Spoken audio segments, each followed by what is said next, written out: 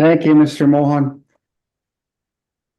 I'd like to call the meeting to order and acknowledge that we are in Treaty 1 territory, the home of traditional lands of the Anishinaabe, Ojibwe, Innu, Cree, and Dakota peoples, and in the national homeland of the Red River Métis. Our drinking water comes from Shoal Lake 40 First Nation in Treaty 3 territory. My name is Robert Hutchings. I will be chairing the hearing today. I'm joined on the panel by Mr. Harvey Diamond and Mr. Kevin Stephenson. Representing the Assessment and Taxation Department, City of Winnipeg, is Ms. Jade Flood and Ms. Victoria Ho.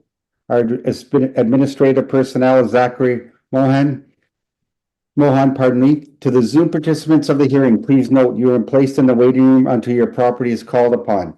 When it is your turn, you will be admitted into the hearing meeting. Kindly follow along on the City of Winnipeg's Board Revision YouTube channel for the hearing process. Once the host admits you into the hearing, please close or mute your YouTube player. You will then be permitted to speak with respect to your property. Once your hearing has concluded, you can leave the meeting. We will be hearing applications for revision of the assessment roll in accordance with the Municipal Assessment Act. The matters for which revision is requested have been described in each application, and we will limit discussion to those matters. The statements that are made at this hearing are sworn testimony, and anyone speaking of the matters must be sworn in. Be advised that comparisons of assessments of properties are not considered evidence of market value by the Board of Revision. The Board of Revision is appointed annually by Council and is independent of it and the City Administration. It makes its decisions on the basis of the evidence provided at this hearing and issues a written order that will be mailed to all parties as soon as possible. Please note that the Board's decisions with respect to an application may be appealed to the Manitoba Municipal Board if the matter pertains to assessed value or classification, or to the Court of King's Bench if the matter pertains to the application of exemptions from taxation. Should you wish to appeal, information on how to do so will be included with the Board's order. With respect to the hearing process, I will confirm the points of appeal with your property to be addressed with each applicant following their swearing in.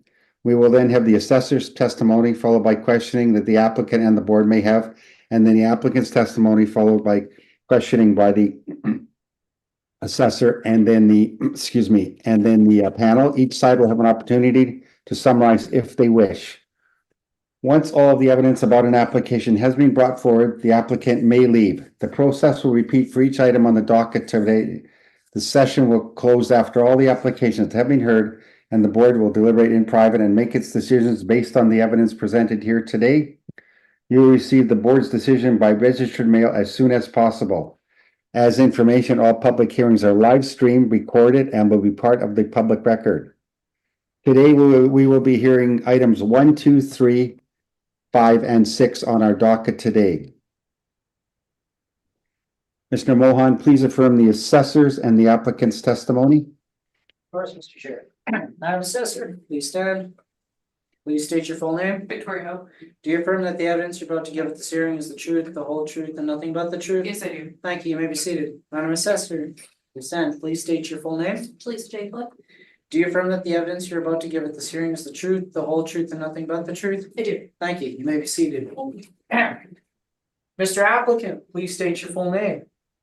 Grayson Sharples. Do you affirm that the evidence you're about to give at this hearing is the truth, the whole truth, and nothing but the truth? I do. Thank you. Thank you, Mr. Mohan. Ms. Flood, we're going to start with item number 1, file number 24-542. Address is 1730 Corridon Avenue, and we're dealing with a 2025 realty assessment appeal. When you are ready, Ms. Flood. Thank you. File number 24-542, roll number 12072070000, address 1730 Corridon Avenue, roll year 2025, reference date of April 1st, 2023, assessed value of $1,282,000. We have it as a retail store. The leasable area is 3,760 square feet. On pages 2 and 3 is the map and the aerial view of the property. It's at the corner of Corridon and Centennial Street. Pages 4, 5, and 6 are inspection photos that we inspected in person on October the 3rd. On page 4 is the office area. There's a boardroom and then it faces the reception area. There is a basement space, the whole area for just the office. The retail portion does not access it. On page 6 is the salon or the retail space. On page 7, the subject sale history, the recent sale we have is October 7th, 2016, for a sale price of $1,300,000. Upon a review, it did appear that it was an arm's length sale. We did receive the sales questionnaire back. On pages 8 is the rent comparables. They range from $17.50 to $29. The leasable areas range from 1,217 square feet to 2,987 square feet. Tried to find newer leases for them, but they range from 2013 to 2021. On page 12 is our market income. We have 2 premises. The office area is the 2,530 square feet. The retail portion for the salon is the 1,230 square feet. We have a 5% vacancy loss, expenses at 3%, $7 shortfall per square foot. We're using a 6.6% cap rate for our value of $1,282,000. Page 13 is just the summary. Page 14 is our capitalization rate chart. 16 is just the excerpts. Pages 16 and 17 is the income and expense mailer that was provided. On page 17, it is partially owner occupied. The office portion is the owner occupied. For the retail portion, it is a gross lease and calculated at $29.51. And that is my presentation. Thank you. Thank you, Ms. Fug. Mr. Sharples, any questions of the assessor's evidence presented? Yes, thank you, Mr. Chair. I guess first and foremost, just looking at the pictures starting on page 4, 5, 6 here. You would agree that a majority of this property is office space and used as office? Well, the majority is in the office space is larger than the retail, yes, but it's one economic unit split up into 2 premises. And you have split out, just looking to your income breakdown. So why did you choose to use the retail parameters rather than office? Because this can easily be converted to either office use or retail use, as there is mostly a main floor space. So the main floor could be used can be redone for a boutique, and then the basement could be used for a storage area, or it could be still further used as another office space. Standard finish is what we use standard for both retail and offices, and it can vary for what and it's quite flexible what the uses can be used for. It's not like a restaurant, which is a little bit more specialized in use. Okay, so I guess then looking at the rent comparables on page 8, are these office properties or retail properties? When I was looking for the comparables, it was more so looking for standard finish that was similar to the subject property. Okay. Looking through these comparables, 1885 Grant Ave, Stafford, 1170 Taylor, like you would agree that these are all quite a bit newer than the subject property? Yes, And have you calculated an average rental rate out of all these or anything? out of the comparables, I did not. Would you agree that the properties along Corridon tend to be leasing for a lower rent than the others not on Corridon? For the comparables? Some of them are lower, it's a range between $17.50 and on Corden, $29 out of the comparables. Okay.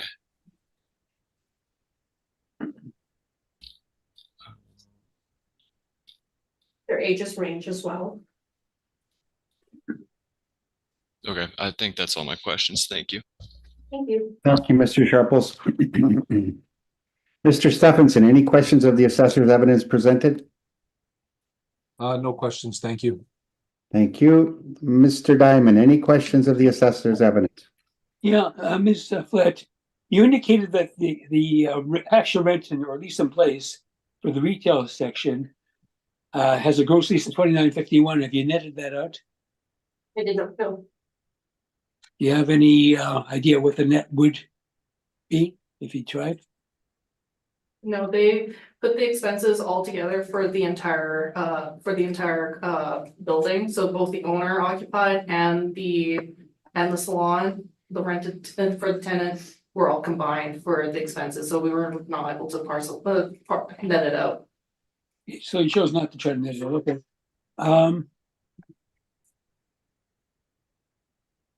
Mr. Sharples brought up the fact that it appears that there are leases on Gordon Avenue that you use as comparables, and most of them are a little bit lower than the rent that the model stipulated. Have you got any knowledge of how all these properties in Gordon compare to the property that we're dealing with today? Sorry, can you repeat the question? Sorry, do you have any idea of how the properties, your comparables in Gordon, compare with the property that we're dealing with today? I see you have the year built, but you don't have photographs of them or anything else to assist us? Oh, of the comparables? No, I don't. Sorry. No. Yeah, okay, would be nice. I will note that for the next one. Thank you. Yeah. Other than that, it's all model driven, correct? So the rent that was chosen is all model driven? Correct. Okay, thank you. I have no further questions. Thank you. Thank you, Mr. Diamond. Ms. Flood, could you tell me on your workup on page 11, what your blended rate is for the two premise IDs? Rounded would be $24.80. 24.80, okay, thank you.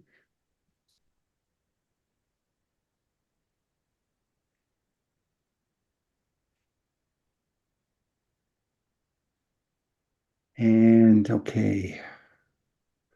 My last question is regarding the sale that occurred in 2016. You made reference to a sales mailer that was submitted to you. Can you provide any detail on that sale at all?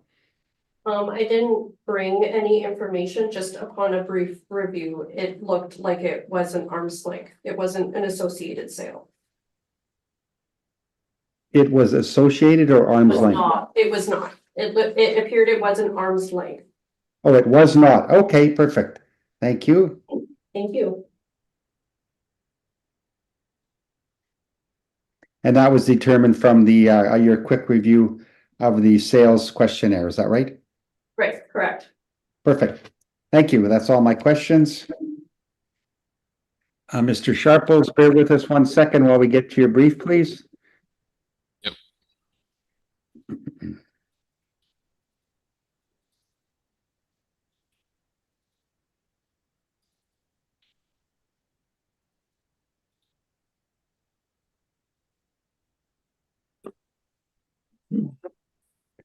Okay, Mr. Sharples, when you're ready, please, 1730 Corden Avenue. Thank you, Mr. Chair. So I'll begin on page 3 of our submission. We did just have a brief description of the property here. I don't think we need to spend much time on that. But the current assessment is for $1,282,000. And we are requesting the board consider reducing this to $1,053,000. On pages 4 and 5, we just have a snippet of the current assessment breakdown.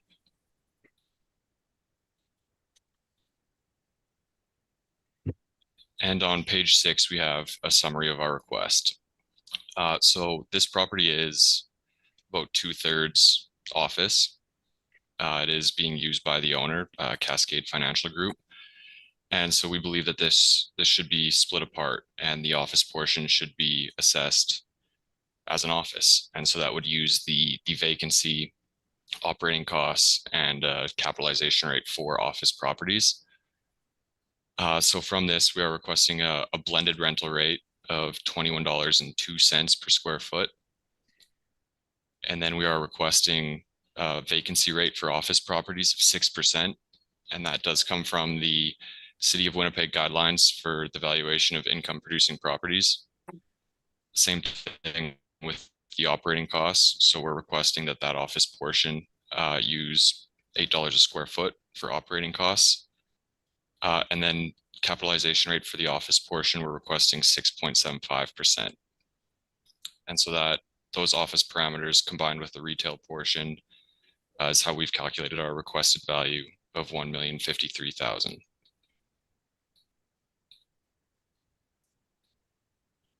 On page 7, we just have the assessment map and a satellite image of the property.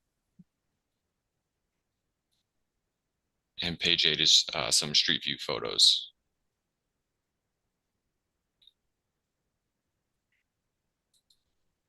Page 9 is where we start our valuation. So the first thing we did was we tried to take a look at comparable sales.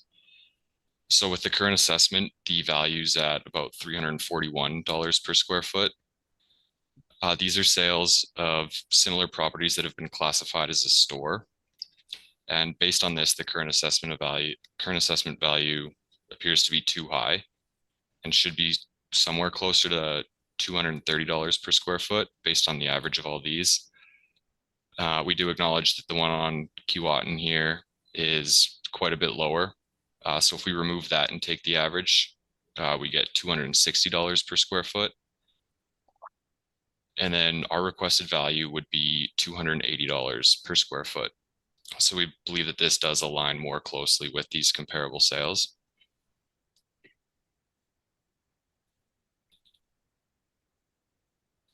And on page 10, we have some street view photos of these. So the top one here, 678 McPhillips. It looks kind of like this is an immigration office or something. The one on Keewatin at the bottom of the page was vacant. On the following page, we have 1436 McPhillips. This is a deluxe paints.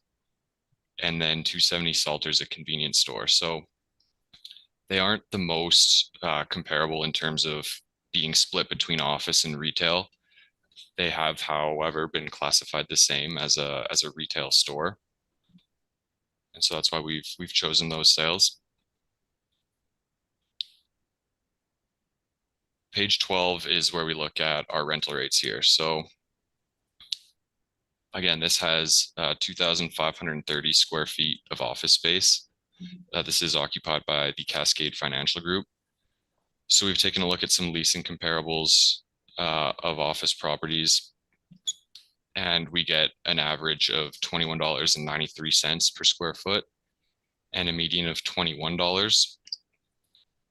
So we think based on this, an appropriate rate would be $22 per square foot for this office portion. And I believe that's supported by the rent comparables that were submitted by the assessment department. Those sales along Corden A lot of them were right around $22 per square foot. I think we said they were from $17.50 to, there was the one a little higher in the 20s, but for the most part, we do believe that those comparables also support a rate of $22 per square foot for this office portion. We've done the same thing for the retail part. So this is the salon. There were some photos in the assessor's submission of the salon space. It's 1,230 square feet. And so again, we've taken a look at some retail leasing comparables, and we get an average of about $19 per square foot. And so using $19 a square foot for the retail space, $22 a square foot for the office space, we've calculated a PGI of 79,030. And that leads us to a blended rental rate of $21.02 per square foot.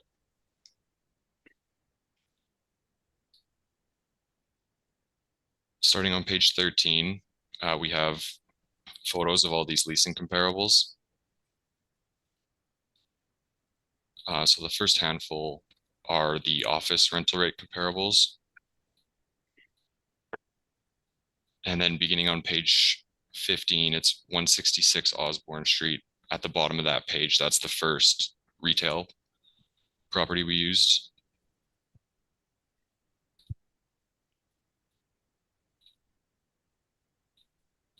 And those photos continue on to page 17.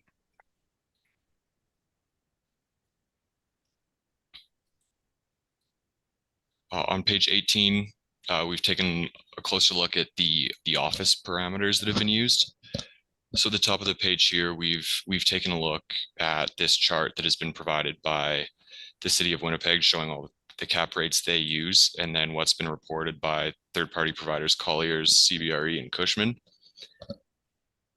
And so for these office properties, we see suburban office properties generally range from 6 to 7%. This would maybe fall into suburban A or suburban B. The city doesn't actually put a quality on the properties, but we see CBRE requesting, or suburban A, they've got 6 to 7%, 7 to 8% for B quality. Cushman's got, for A quality, they got 6.25 to 7 for A quality, and B quality, they got 6.75 to 7.75. So based on this, we've chosen a capitalization rate of 6.75 to be applied to this office portion. At the bottom of this page, we've taken a look at vacancy allowance and shortfall. So again, because this space is office, we believe it should have the office income parameters applied to it. So these are tables from the City of Winnipeg guidelines that I mentioned. So suburban office properties are assessed with a vacancy rate of 6%. So we're requesting that be applied to the office portion here, and $8 a square foot for the operating costs. And so that's how we've determined our request for this office portion.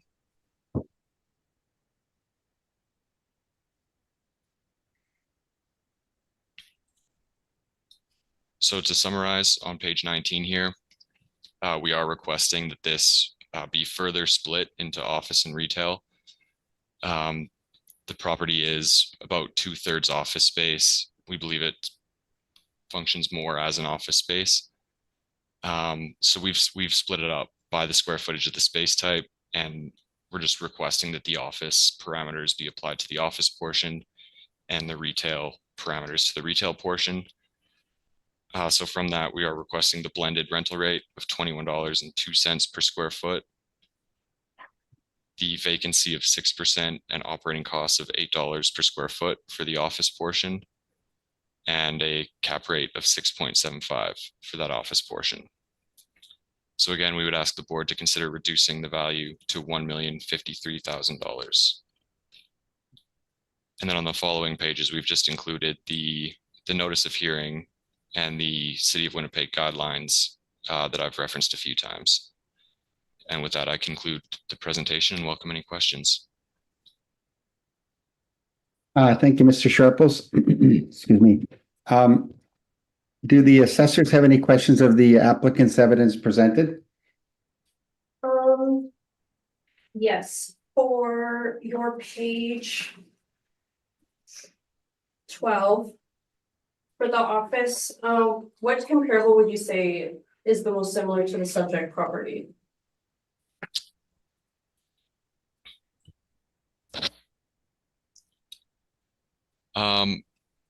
Yeah, I guess just it would be one of the two at 1450 Corridon Ave. Okay, at around $25, okay. And then similar for the retail one, which one would you say is the most comparable to the subject property? I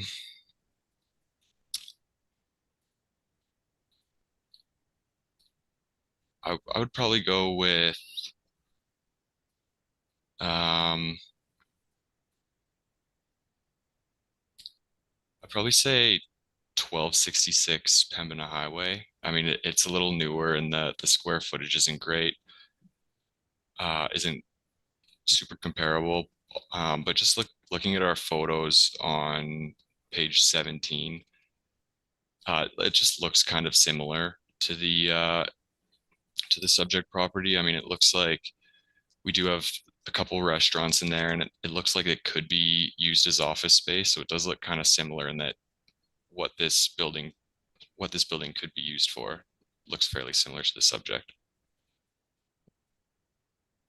I think it's an investment financial group according to the picture at 1266. Investment planning council financial. I can't read that. For your page 9, would you agree or disagree of related related or associated sales are not valid sales? I'm sorry, could you please repeat that? So on your page 9, would you agree or disagree? Associated sales are not valid or valid sales?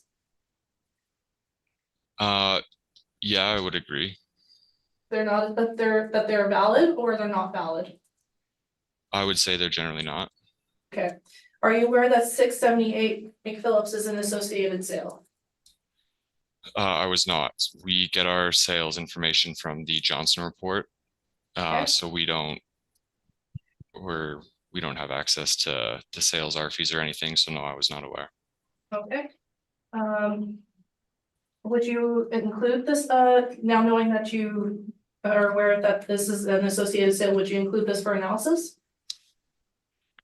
No, I wouldn't, but I would say, like, if we were to remove this from our analysis, the average and median sale price would go down. I mean, this was the highest sale on a per square foot basis. Yeah. Would you, from your opinion or from your understanding, do any of these sales do their areas are comparable to the subject property? Are the areas of the comparables similar to the subject property? Yes. Yes, I would say so. Okay. Thank you. That's all my questions. Thank you. Mr. Diamond, any questions of the applicant's evidence presented? Well, first of all, going to indicate, Mr. Sharples, that I thank you for including photographs of all your comparables. It's really helpful to us. And so thank you for that. Please keep on doing that. The question was asked when you asked about areas. I'm not sure if Ms. Dutt was referring to the areas where the properties are located or the area of square footage in the properties. How did you take it? Oh, I was looking at the square footage. Okay, I wasn't sure if she's talking about the areas where the properties are located. I was talking about the location. The location, that's what I Oh, thought. okay. Thank you. And for clarity, do you know anything about Winnipeg and how these properties that you've shown on pages 11 and up I guess, to page 10, 11, I guess. Do you know anything about the areas where those properties are located? Yeah, I mean, we just, Property? there were just less sales of these store properties. So we didn't really have enough information to separate it out by location or do it more based off that. We were just trying to find store properties that have been classified as a store and that are fairly similar in terms of the year built and building areas. Okay. Okay, I have no further questions. Thank you very much. Thank you, Mr. Diamond. Mr. Stephenson, any questions of the applicant? Is there a reason you didn't look at retail rental rates on Gordon Avenue in your comparables on page 12? This is just the best information we have available. So unfortunately, the best way for us to get leasing comparables is from the assessment department submissions. So these were all from previous Gordon's submissions. quite unique, so it's and there's lots available along that street. That's why I was trying to understand why there was none from there. But yeah, we didn't have any in our database. And any of the examples you provided on page 12, are any of those owner occupied? I'm not sure off the top of my head. Sure. Okay, thank you. No further questions. Thank you, Mr. Stephenson. Mr. Sharples, my first question is, you presented, pardon me, two approaches to value. Is the income approach the primary valuation method? Yeah, correct. So the sales were just it's kind of what we just look at initially. Kind of the first thing we look at when reviewing a property to see if it indicates that the value is too high. So we kind of just looked at those sales, and that indicated to us that the current assessment was too high and should be lower. Our request and our calculation of value is entirely using the income approach. Okay, thank you. My second question is, I'm going to go to page 19, your summary of the two approaches to the office and retail income approaches here done. Your column on the left saying total. I noticed you don't provide, for instance, an average cap rate. Do you just carry forward the numbers for the net income to the side and just leave it at that, or like you're saying there's two economic units here, is that right? Yeah, that's correct. So that column is just the sum of the values in the office and retail portions. Okay. So if this were to, what you're saying is if this were to be placed on the market, it would sell as two economic units?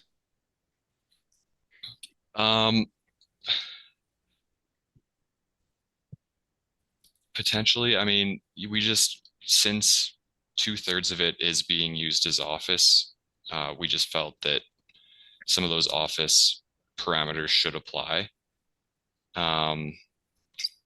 As mentioned, I guess kind of both spaces could be used as office or retail. We just believe that based off the current use of the property, it is primarily office, and the value should reflect that. Okay, thank you. I'm going to go to the photos on page 8, please. And I am looking at the Cascade Financial Group, the information provided there. Is this a retail location for selling insurance? I believe it's more of an office. I think they kind of use it as their office. I guess you could kind of look at it that way, but and based on the pictures from the assessor's brief, I mean, it does appear to be used more as office space. Okay, I'm just wondering if there's walk-in traffic that would sell, for instance, it says insurance. I don't know if that means life insurance, property insurance. It's got group benefits. Obviously, they market group benefits to individual companies, I guess, and sell investments also. I'm just wondering if they're retailing those those items in the space here? Yeah, I'm not sure Okay, exactly how they operate. yeah, fair enough. Okay. And arising from that, I'm gonna ask the assessors, either who wants to respond. Is just to confirm, is it your position that this is one economic unit for this building with two separate incomes, or pardon me, Premises with two rental rates? retail units. Yeah, okay. So, I'm gonna go back to your presentation. You've got two rates there. Is there one for the lower level? I'll call it the basement. Is that the second unit or? No, they're for two premises, so it's for two premises, so they're both for the main floor, so the 2,530 square feet is for just the cascade. And then the standard finish, that 1,230 square feet is just the hair salon. The basement premise has been removed. You do not put any value in that basement area? It's been, I believe it's not a part of it. Okay, good, okay. Thanks for that clarification. I meant to ask you earlier, but I somehow missed it. Okay, thank you. Okay, believe that's all my questions for Mr. Sharples. Do the assessors have any reason for, or any, summary required? Yes, thank you. I believe with our assessed value at $1,282,000, it is fair with the comparables, especially on Gordon, that were provided, as well as the sale from 2016 for $1,300,000. That's it. Thank you. Mr. Sharples, requirement for summary? Thank you, Mr. Chair. Just quickly, yeah, the property is about 2/3 of it is used for office space.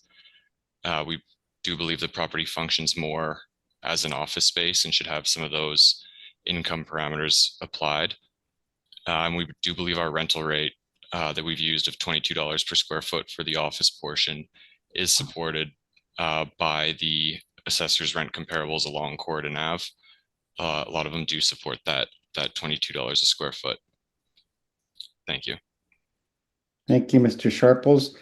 That concludes item number 1730 Corridor Avenue. Next item on the docket is item number 2, file number 24-894.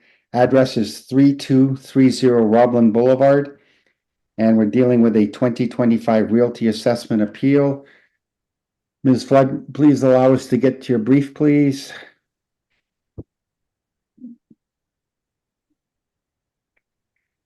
Sorry. Oh, sorry. When the assessor's ready, please. Thank you. File number 24-894, roll number 0100104500. Address 3230 Roblin Boulevard, roll year 2025, reference date April 1st, 2023. Assessed value $1,143,000. We have it as a retail store. It's 2 stories. The leasable area we have is 5,249 square feet. On page 2 and 3 is the aerial map and a Google Street view of the property.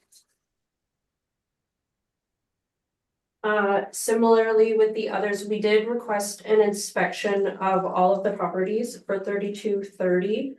We were unable to inspect. The owners were unavailable, and after a follow-up, we were unable to inspect afterwards as one of the agents was sick.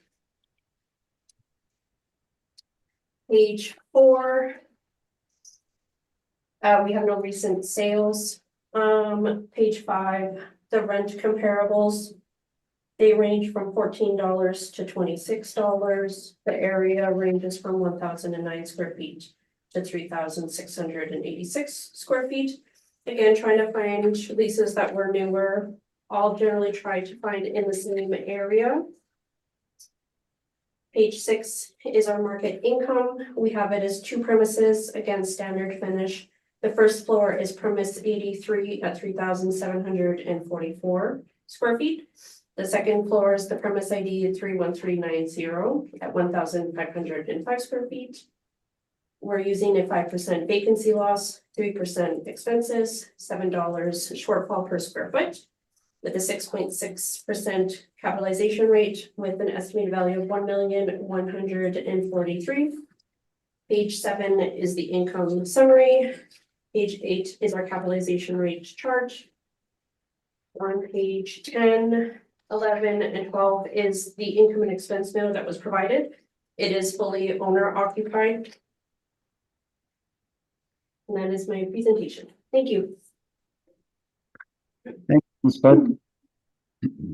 Mr. Sharples, any questions on the assessor's evidence presented? Thank you, Mr. Chair. Just the rent comparables on page 5.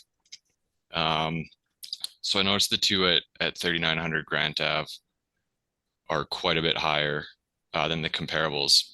And so I just pulled that up, and it's in a shopping center that's anchored by a Safeway. Would you agree that you'd expect rents to be higher in somewhere like that?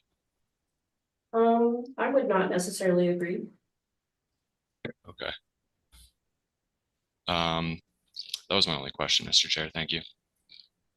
Thank you. Mr. Stephenson, any questions of the assessor's evidence presented? Can you just clarify what, is it the entire building or is it a portion of the building we're looking at, or the center there, or what is it? Like for the market income, the workup? The subject property. So it looks like there's what, 3 units there, or what is sorry. No, that's okay. It's all as one. All is one with the second floor. Okay. Yeah. Thank So you. there's the main floor. We have it as a main floor and the second floor. Okay, thank you. You're welcome. Thank you, Mr. Stephenson. Mr. Diamond, any questions of the assessor? I don't have. Thank you, Mr. Chair. Thank you. My first question to the assessor is, what is this building used for? Would you have any idea what's in this or occupying this area? I believe it is a luxury home furnishing, curtain, blind, window treatment. Okay. Yeah, And you stated it was owner occupied, is that correct? that's correct. Okay. And comment about the second floor, is there some kind of an attic area up there or something? I'm just looking at the picture on pictures, pardon me. We were not able to determine that, as we were not able to do an inspection of the second floor, but we noticed that there are air conditioning units, wall air conditioning units on the second floor. Okay. So but we have it classified as standard office finish, standard finish, so it may be used as an office. Okay, do you know when this wasn't inspected? We were not able to do an inspection, Do you know when the last time it was inspected? not that I know of. Okay, thank you. And my last question, the blended rate, please, between the two levels? $15.97. Okay, perfect. Thank you. Thank you. That is all my questions. Mr. Sharples, allow us to get to your brief, please.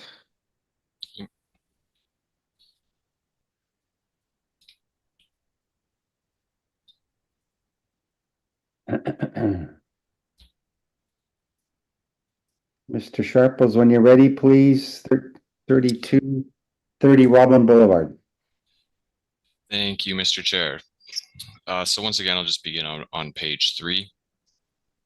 So the current assessment is for $1,143,000. And we are requesting that the board consider reducing this to $1,042,000. On page 3, we have the current assessment. This is just from the City of Winnipeg website that everyone can search. Unfortunately, we weren't able to get the valuation breakdown for this property. But on page 5, we do have our requested breakdown. So we are requesting the vacancy allowance of 5%, expense allowance of 3%, and the shortfall of $7 per square foot for all retail properties. And then we are requesting a rental rate of $16 per square foot and a capitalization rate of 7.25%. And so from this, we've calculated our request of $1,042,000.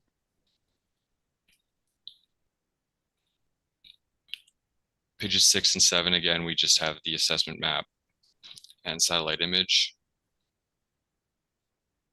And we have the street view photos on page 8.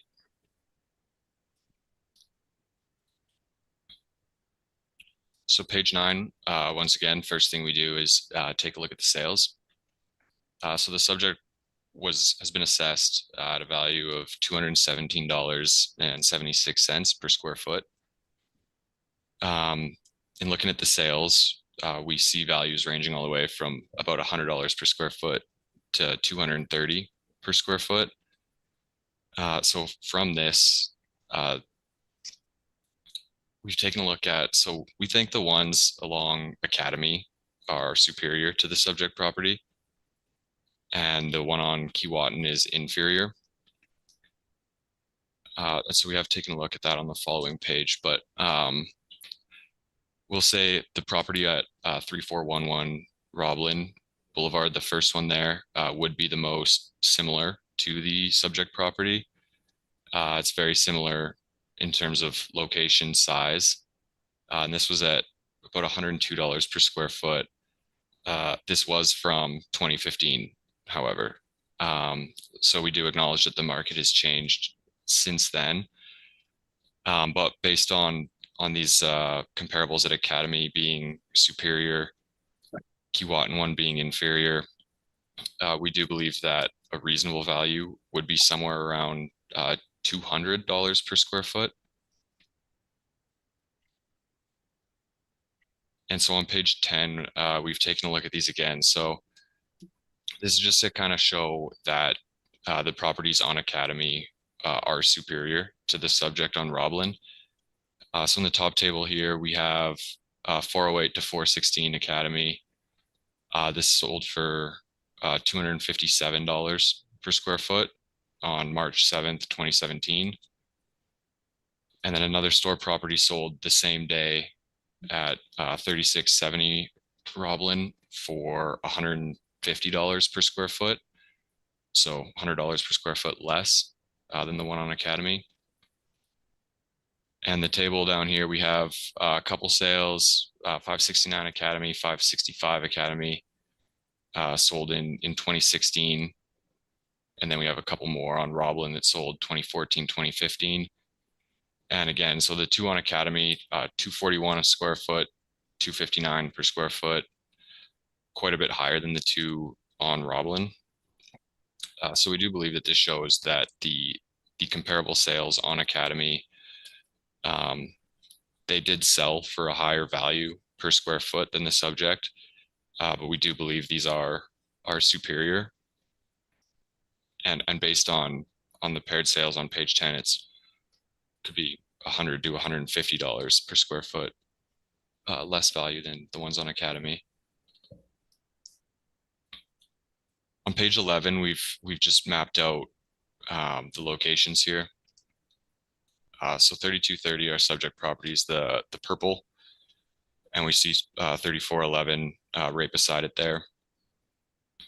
Then we have the two properties in green and yellow. Those are the two on Academy. So we do believe that those are superior to the subject.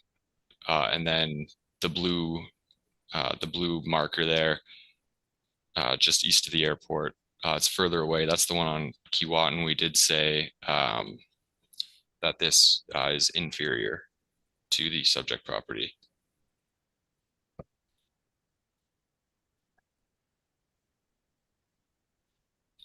And then, so pages 12 and 13, again, we just have street view photos of the properties.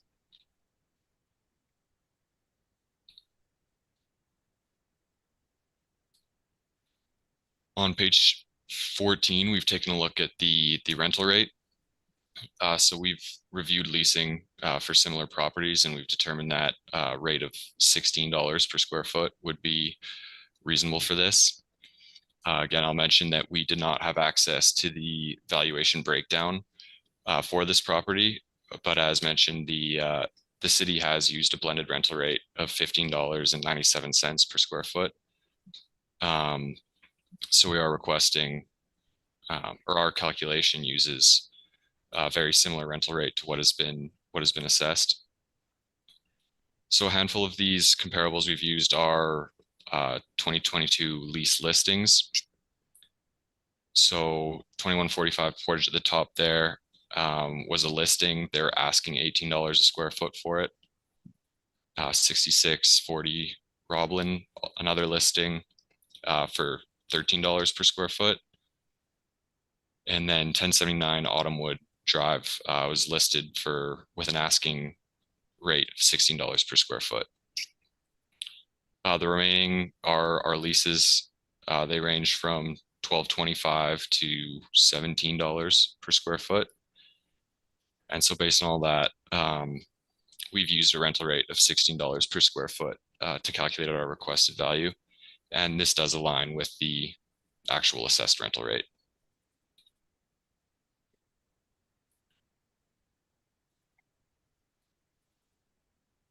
On page 15, we have provided another map with the leasing comparables.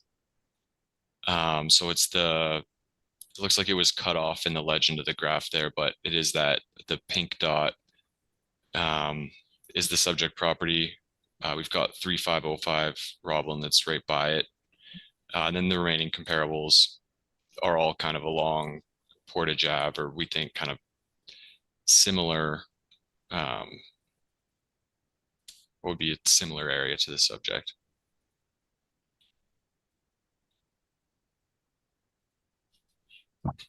And then again, starting on page 16, we have the street view photos of all these comparables that we've used.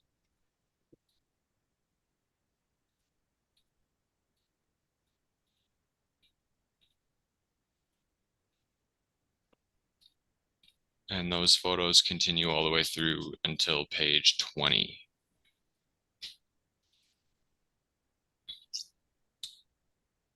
Page 21, we've taken a look at the capitalization rate. So again, this is the same table with all the capitalization rates in it. These third-party reports from Colliers, CB, and Cushman, we see for retail, they're reporting about 6 to 7.5%. And so what we've done is the property is not a mall. So not, you see there retail, we have strip, power center, regional.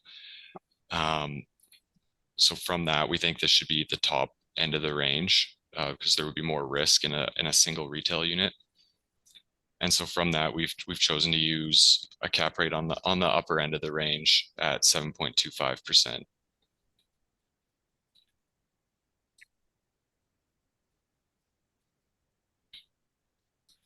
And so just to summarize on page 22, again, we didn't have the assessed income breakdown. So we chose to calculate it ourselves. So we looked at those comparable leases, got a rental rate of right around $16 per square foot, very similar to what has been assessed. Then we're just requesting a capitalization rate of 7.25%. And from that, we've calculated our value, and we would ask the board to consider reducing the assessment to $1,042,000. Thank you. Thank you, Mr. Sharples. Do the assessors have any questions of the evidence presented by the applicant? On your page 9, are you aware that 26 and 28 QA is an associated sale? No, we were not when we put this together.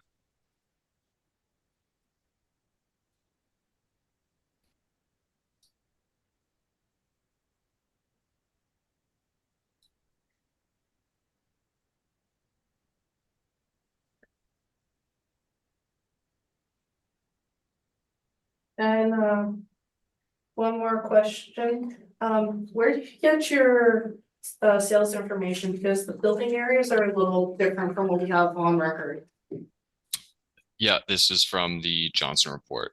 So that's where we get all our sales information from.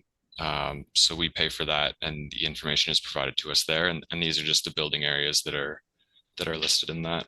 Okay, because 486 Academy, we have on cities, but in the city system, instead of 3,567 square feet, we have 3,032 square feet. Which would change your price per square foot significantly. Okay, I'm sorry, is there a question in there? Sorry, that's just, I was just wanting to double check where you got your, I was just wondering where you got your square footages, because a lot of it has been, a lot of it when I was validating, the building areas were wrong. Okay, we get them from the Johnson report. Okay. That's all the questions I have. Thank you to the assessor. Mr. Diamond, any questions of the applicant? I do, Mr. Chair, but thank you. Thank you. Mr. Stephenson, any questions? No questions at this time, thank you. Okay, Mr. Staples, in summary, your NOIs are nearly the same, basically $124 apart.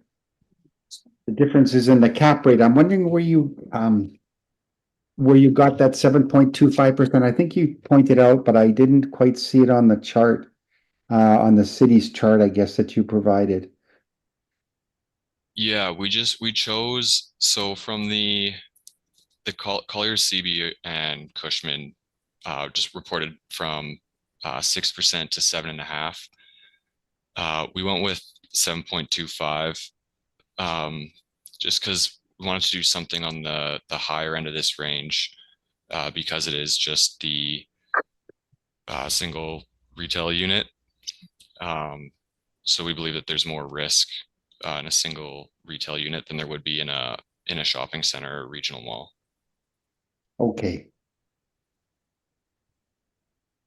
You know what? I can't find the the page that you're referring to. Would you mind helping me out? Yeah, it's just page 21. We have 21. the cap rate table. Okay. Bear with me 1 second here. Okay.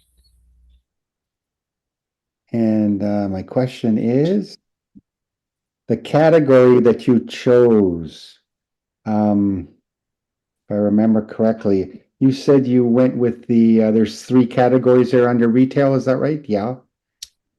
Yeah. Cities analysis, so you chose regional, is that right? No, we just we didn't choose one of them because this is just a single retail unit. Yeah. So we chose a number towards the upper end of these reported cap rates. Okay, fair enough. Okay. Thank you for that. That is all my questions. Do the assessors require a summary regarding this property? Yes, thank you.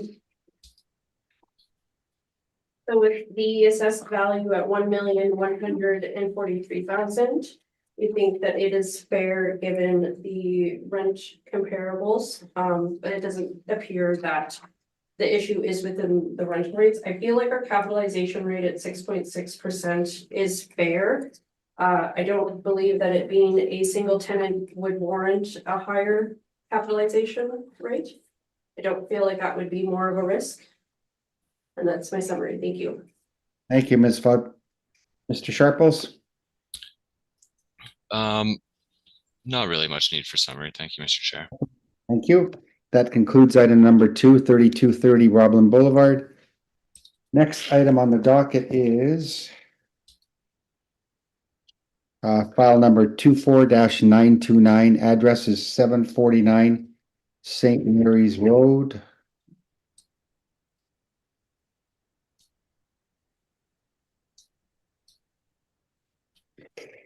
And we're dealing with the 2025 Realty Assessment Appeal. Ms. Flood, let us find your brief, please.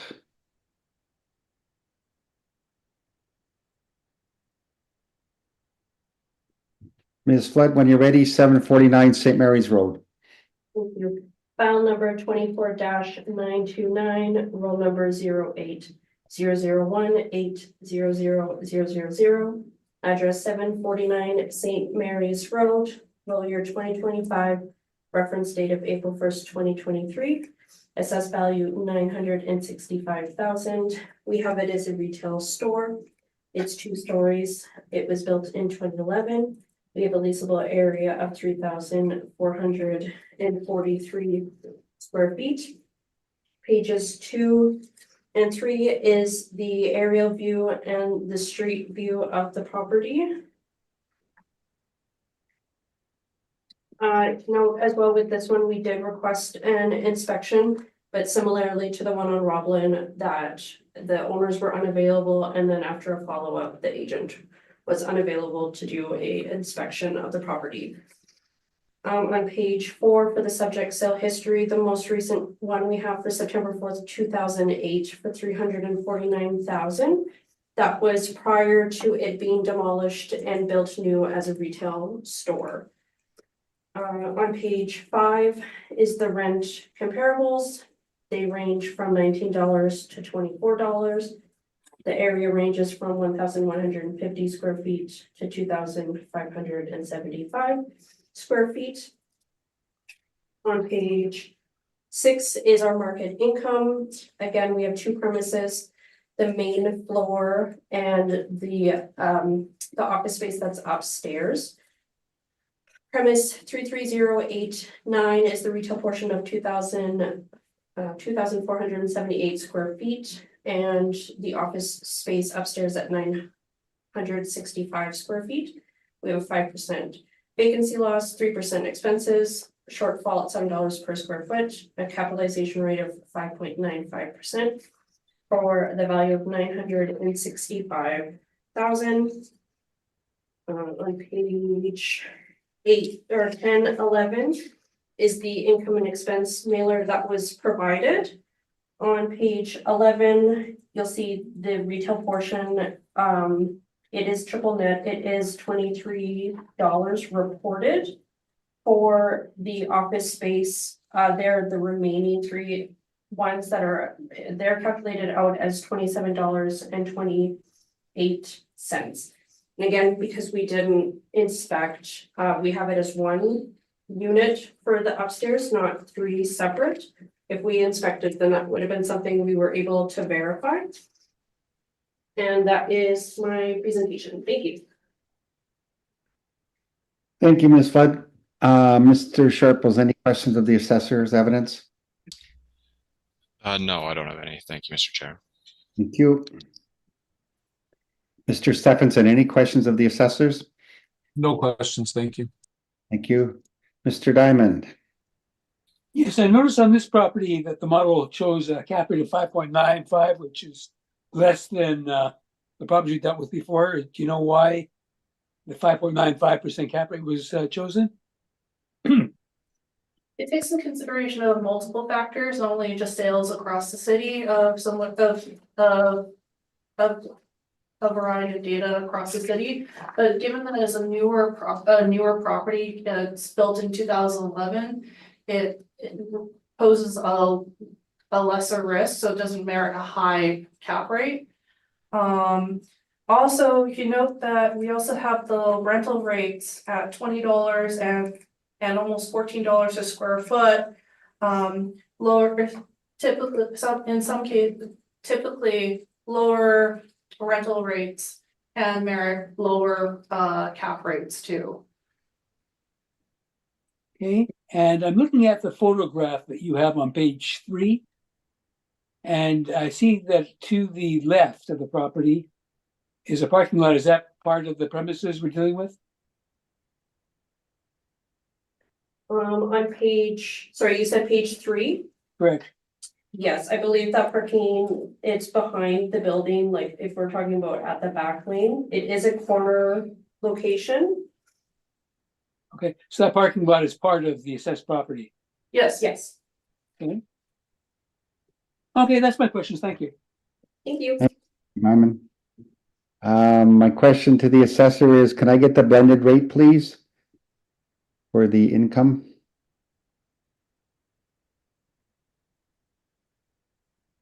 $18.47.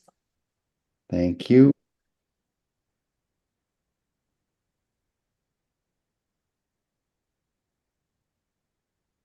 And I'm afraid I missed it. You made a statement about the income and expense statement. There was a declaration of the rental rates or the lease rates. Yes, page 11, yeah. Would you mind repeating that, please?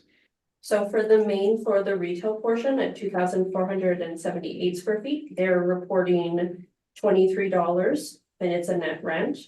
And then they have the second floor broken up, the office space into 3. And each one reports $27.28. Okay. I'm sorry, the second area was approximately $24 a square foot net?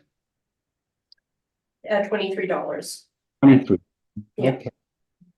And is this building owner occupied? I'm not entirely sure, again, because we weren't able to inspect the property, we weren't able to verify. Looking at how it is reported, it does look, because one of them is financial. Or no, the owner, I believe. Or, no, I'm not sure. Possibly partially owner occupied, would that be fair? We suspect it might be owner occupied, but at the same time, it's been reported it was reported without the check mark owner occupied. Right, Fair enough. Thank you for that. That's my only questions. Mr. Sharples, when you are ready, actually, I have to find your brief, please.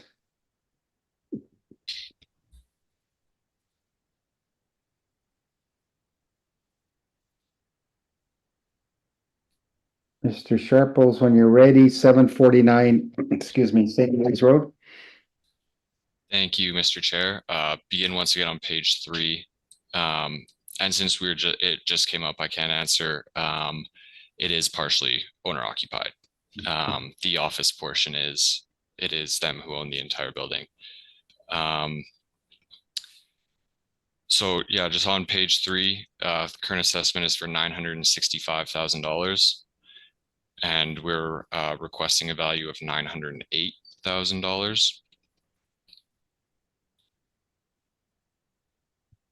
And then once again, page 4, we have the current assessment, and our request is on page 5. And so once again, we weren't able to get the income valuation breakdown for this. So we didn't have that information available to us.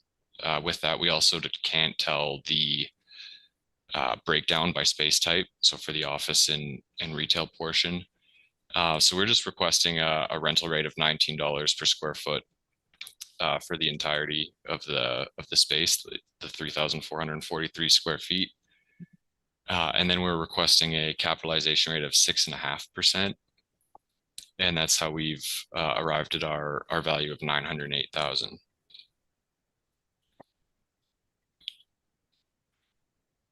Again, pages 6 and 7, we just have the overhead images and maps, and then the property photos. And page 8, we've taken a look at the sales. So the current assessment is for $280 per square foot. The sales below range from 177 to 257. We get an average of about $220 per square foot. And again, these are all retail store properties that sold, and they're all fairly similar in terms of building area. They are older than the subject property, but our requested value equates to $264 per square foot, which we believe to be reasonable. We would expect it to be a little bit more than all of these comparables.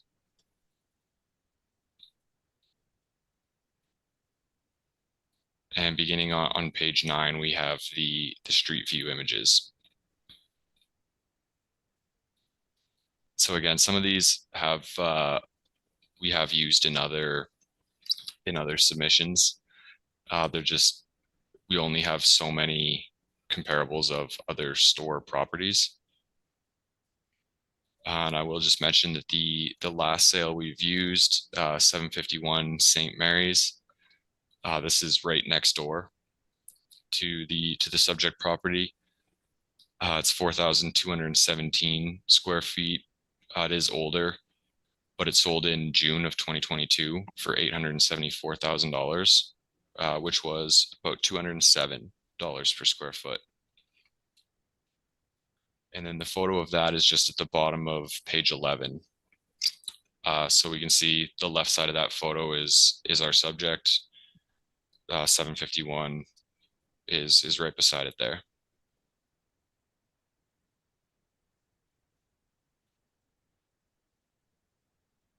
On page 12, this is the cap rate stuff again.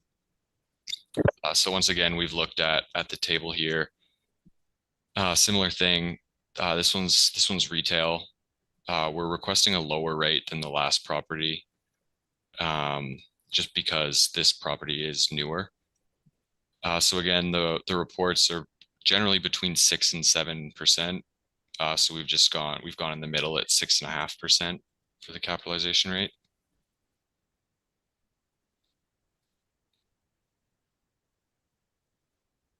And then page 13, we've taken a look at the rental rate. So again, we didn't have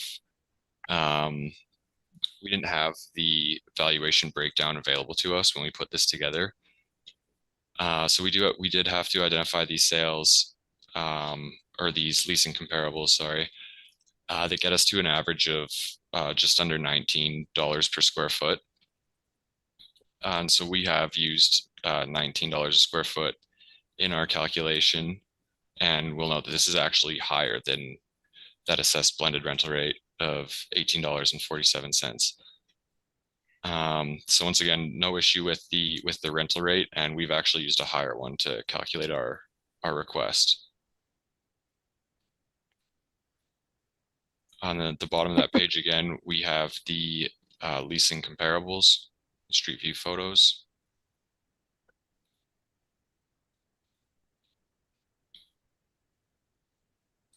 And page 16 to summarize.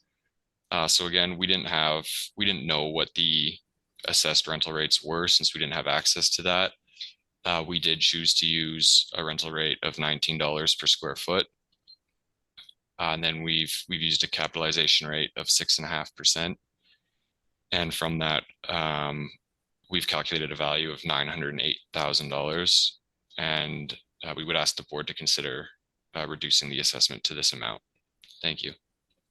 Thank you, Mr. Sharples. Do the assessors have any questions of the applicant's evidence presented?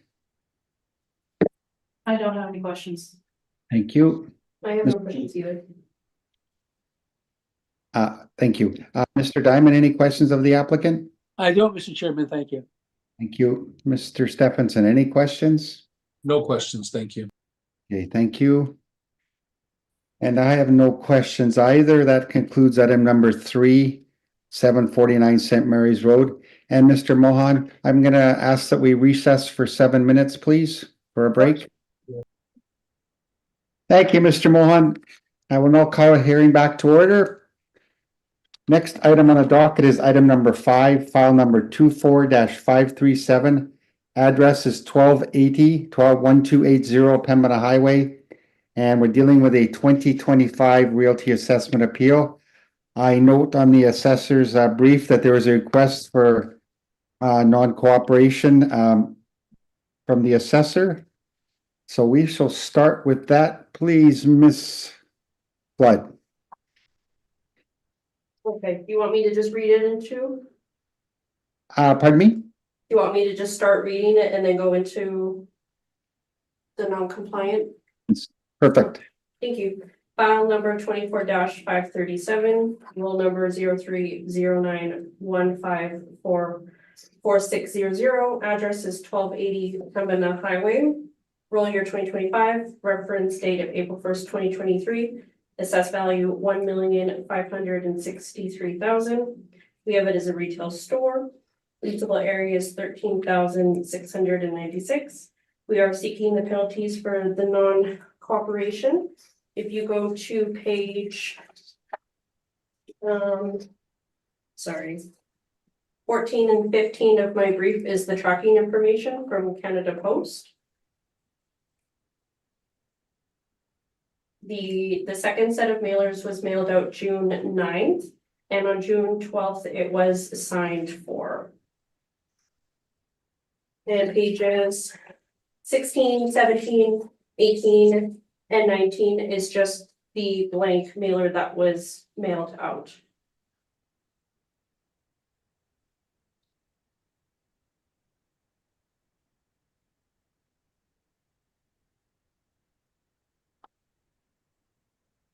Okay.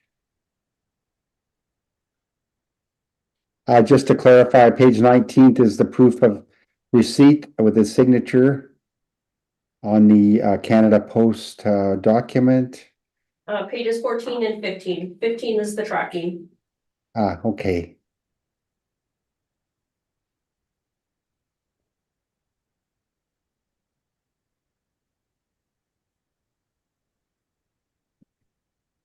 Okay. Is 18 the tracking? It's 15 for mine. Okay. No, it's 18 and 19. Oops. Yeah, she has a different, her copy is slightly different. Yeah, 18 and 19. Okay. All right. Sorry about that.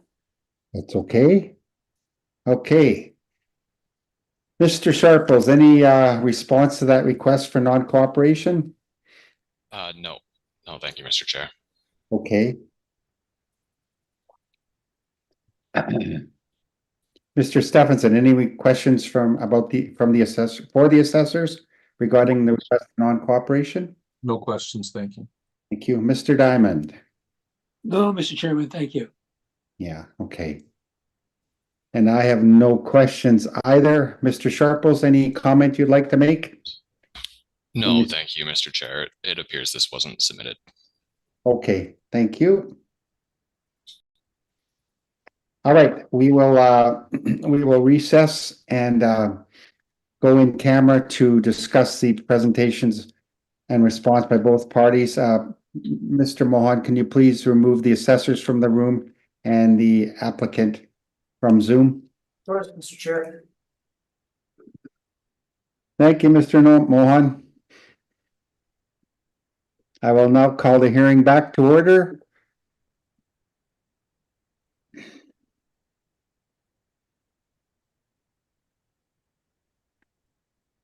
The board has considered the presentation of the assessor and the response of the applicant to the request that the burden of proof be placed on the applicant for non-cooperation.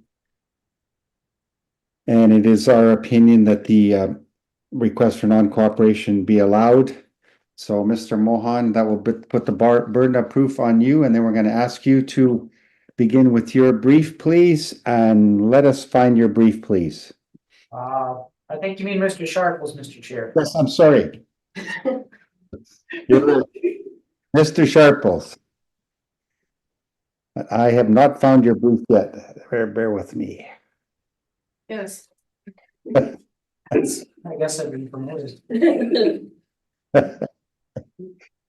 are you? Jeez. Okay.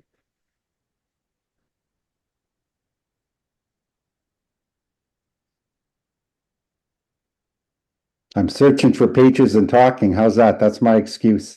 Okay, Mr. Sharples, please proceed when you're ready. 1280 Pembina Highway. Thank you, Mr. Chair. Once again, just begin on page 3. So again, the current assessment is for $1,563,000. we ask that the board consider reducing this to $1,319,000.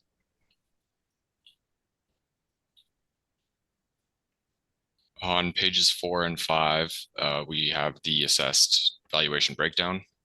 So we did have access to that for this property.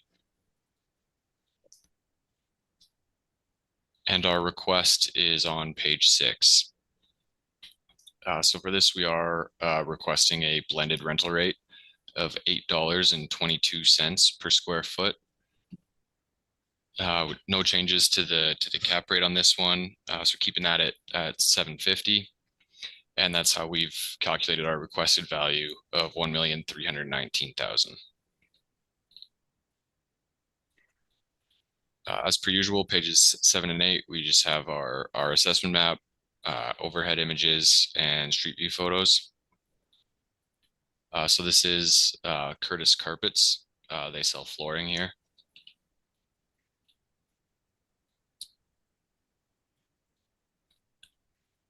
Page 9, so we've taken a look at the sales once again. So the assessment value here is about $114 per square foot. The sales we've identified here range from about $63 up to $127. And then that gives us an average of about $98 per square foot.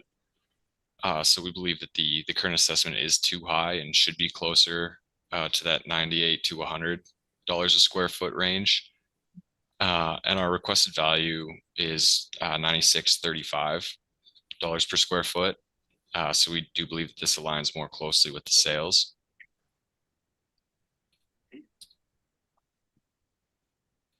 On page 10, we have street view photos of our comparables that we've used here.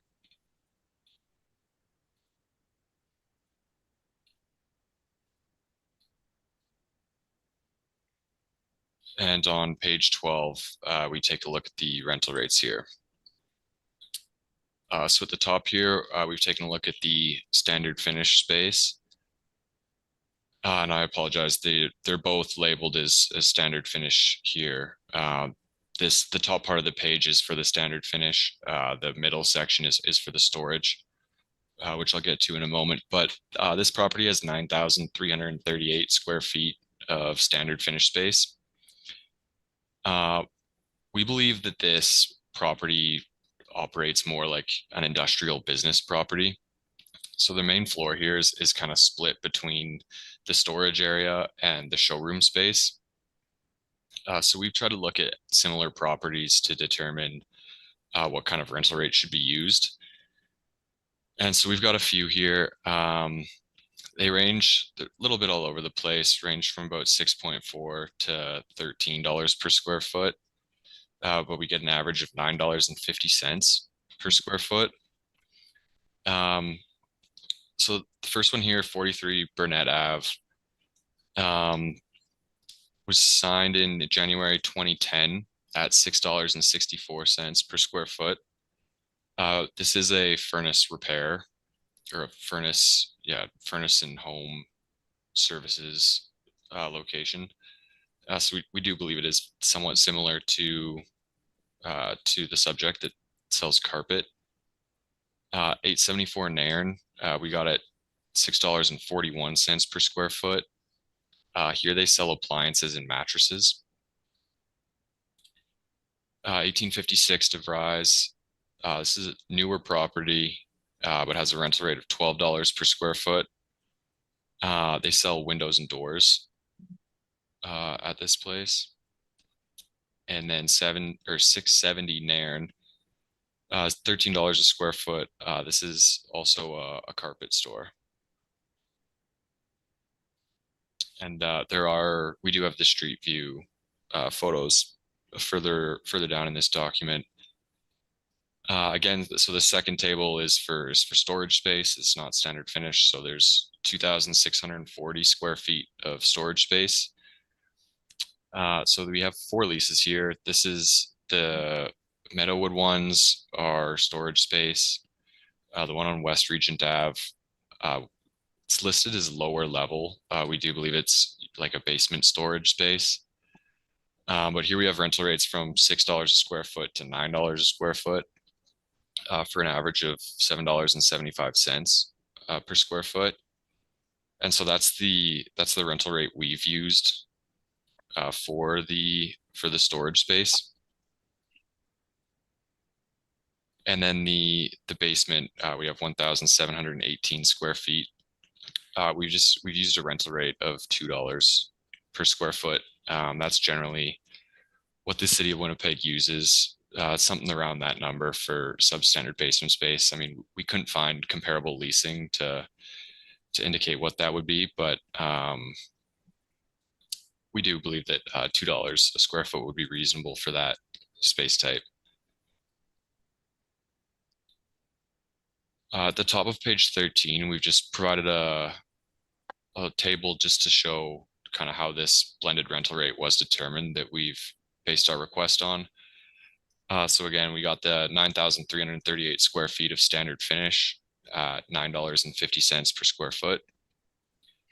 We have the 2,640 square feet of storage space at $7.75. And then the 1,700 square feet of basement area, substandard basement area at $2 per square foot. So from that, we get our potential rent of about $112,607 divided by the 13,696 square feet is how we got our blended rental rate of $8.22 per square foot. And then we have the street view photos of the comparables we've used. So bottom of page 13 here is 43 Burnett Ave.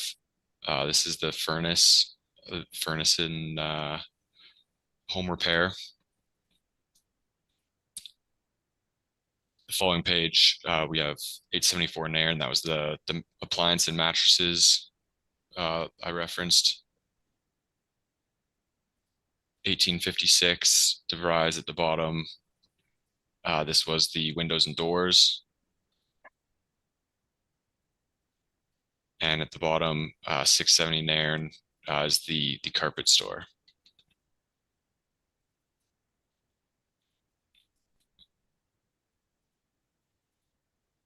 So to summarize, on page 16, we looked at the sales and they did seem to indicate to us that the current assessment value was too high. So we did do a rental rate analysis and broke it down by space type. So we had the standard finish, the storage mezzanine, and the substandard basement. We calculated rental rates for each of those and derived a blended rental rate of $8.22 per square foot. We used all the other income parameters from the current assessment and calculated a new value of $1,319,000. And we would ask the board to consider reducing the assessment value to that amount. Thank you. Thank you, Mr. Sharples. Do the assessors have any questions regarding the presentation by the applicant? Yes.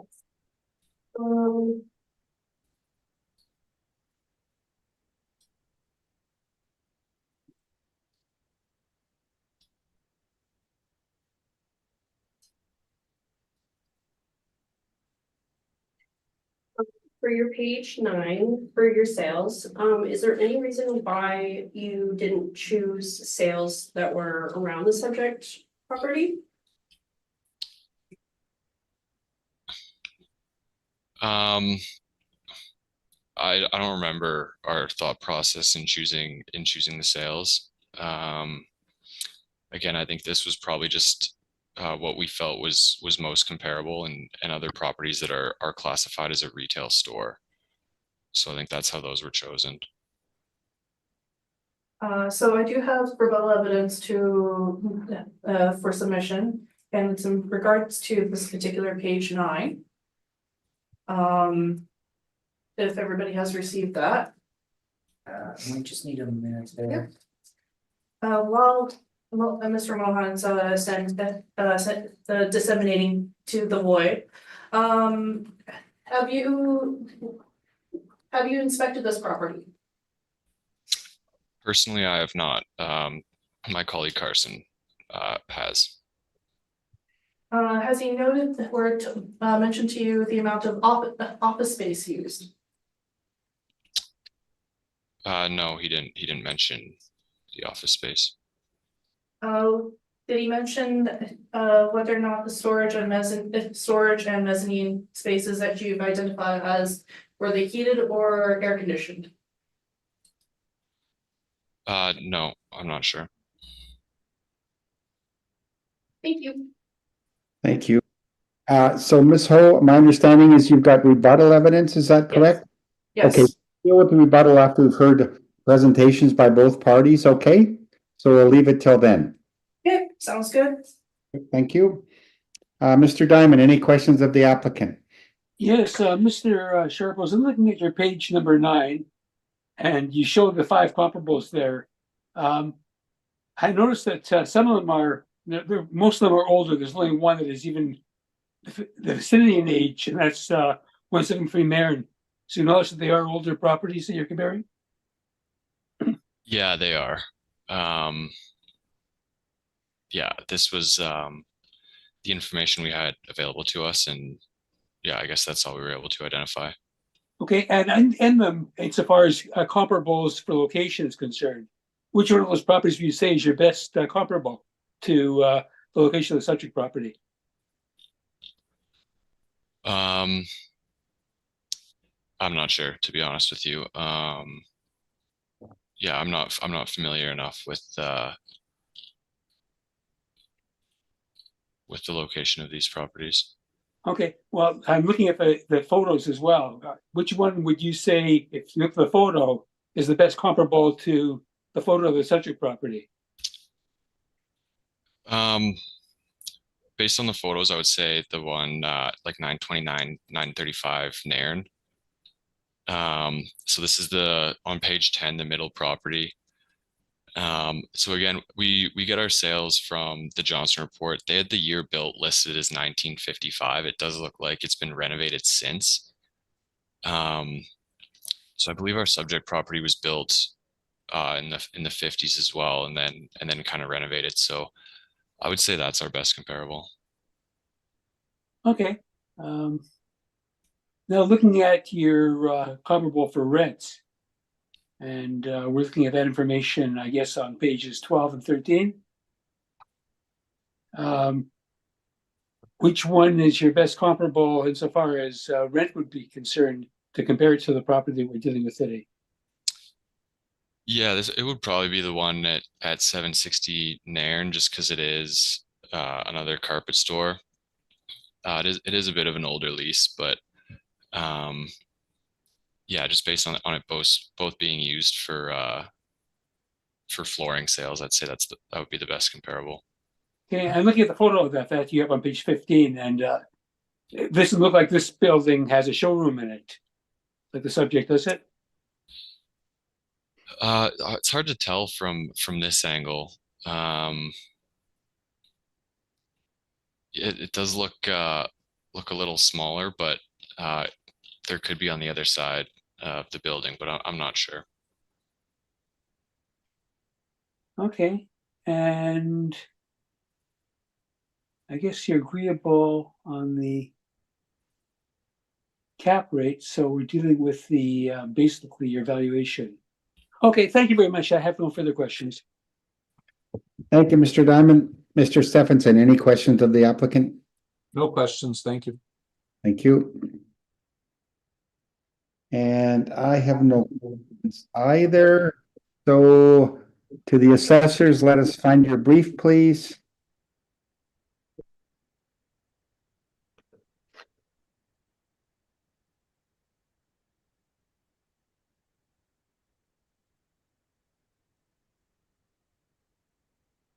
When you're ready, Ms. Flood. We'll skip ahead to pages 2 and 3. The aerial view and the street view of the property. On pages 4, 5, 6, 7 are inspection photos from October 3rd. On page 4 shows the showroom on the main floor. On page 5, it shows the storage mezzanine area. There are, as Victoria noted, it is, or asked if it was heated and air conditioned. The area is heated. It was confirmed by the owner. There are also office spaces in the storage mezzanine area. I just didn't want to include photos of the people in their offices. On page 6 is the second floor office space. Page 7 is the basement space. It looked like it was fully, fully finished. It's full basement height. It's a mixture of, there's the staff area, there's offices, and it looked like there's like a meeting room. It is split up as a showroom, but it does appear that the property is made up of office space. On page 8 is the subject sale history. November 13th, 2014, there was a sale of $2,395,000. It is a multi-role sale with the adjacent property at 1292 Pembina. On page 9 is the rent comparables. They range from $11.40 to $21.67. The areas range from 1,210 square feet to 4,580 square feet. On page 10 is our market income. We do have the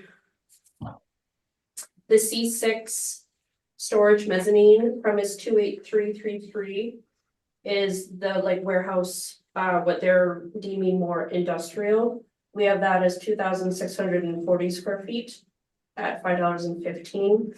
And then the substandard basement we have at 1,718 square feet at $1.75. The vacancy loss is 5%, 3%. Expenses shortfall $7 per square foot. We have a capitalization rate of 7.5% with the estimated value of $1,563,000. Page 12 is the capitalization rate charge, and then again, the rest is the income and expense mailers that were submitted, and then the tracking information. And that's my presentation. Thank you. Thank you, Ms. Fudd. Excuse me. Mr. Sharples, any questions of the assessor's evidence presented? Thank you, Mr. Chair. Just on page 9, the rent comparables. So are these for office or retail spaces? I believe they would be, I chose C2 standard, similar to the subject property. Okay, so C2 standard could be either office or retail. Yeah, I believe some of them are office. I think some are retail. Okay. Just the one in the middle is 1465 Pembina Highway, quite a bit higher than the others. You'd agree that this is quite a bit newer than the subject? The year build, yes, I would agree. Okay, so on the potential rent breakdown on page 10. So the premise ID for 1079 is the standard finish, but it's at a quite a bit lower rental rate than the others. Could you just explain how the 3 standard finish spaces how those rents have been determined? I believe the 1079, that would be one of the second floor areas. And that's why the rental rate would be lower than if it was the main floor. Okay, thank you. That's all my questions. Thank you. Thank you, Mr. Sharples. Mr. Stephenson, any questions of the assessor? The cap rate model driven? It is. It is. Do you have any comments on why the cap rate is 7.5? I have no comments, no. Okay, thank you. Thank you, Mr. Stephenson. Mr. Diamond, any questions of the assessor? Yeah, am I correct when I calculate your blended rate as $9.67? That's also what I calculated. Okay, thank you. That's my only question. Thank you. Thank you, Mr. Diamond. And that was gonna be my question, so I have no other questions. Do the assessors have requirement for summary? Can we present the rebuttal? Yes, you're right. I'm sorry. It's okay. I made a beautiful chart for you. I apologize. It's okay. So referring to page 9 of the applicant's evidence. Ms. Ho, you know, I'm sorry, can you wait a second? I'm gonna have to our point, and find your rebuttal, please. Mr. Mohan, I believe you added it, is that correct? Yep, it should be item 5 and then the file 1280 Pembina Highway A&T rebuttal. Okay, yeah.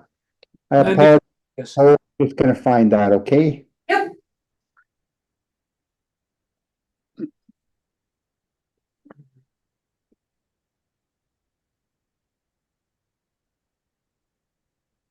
And Mr. Sharples, you received the rebuttal as well?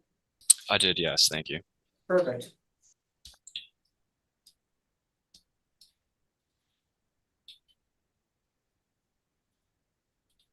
Hmm.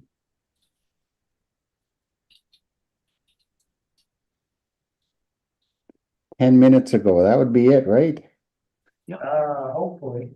Yeah, I Okay, think there's five. Got it. All right, does everybody have it? Samples, yes? Yes.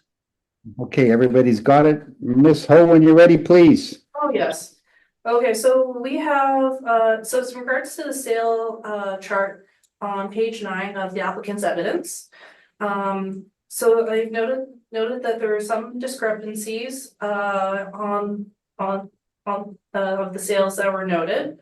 From 929, 935 Naren, we have a different city has a different record for this, the area, the 4 areas. We have 8,700 square feet, which changes the price per square foot to $131.38 per square foot. We also have another area discrepancy for 562 St. Mary's at 3,077 square feet, which changes the price per square foot to $89.37 a square foot. Looking at 173 Marion, which is 4,840 square feet, but the sale of October 2021 was 1,180,000. So the price per square foot changes to $243.50. And then Arlington is another square area discrepancy of 1,799 square feet, which brings the price per square foot to $101.45. And if you calculate their average and median, it's different. The average is $136.50 per square foot. The median is $116.80 a square foot. And then the following pages, you can see that I have the transfer land information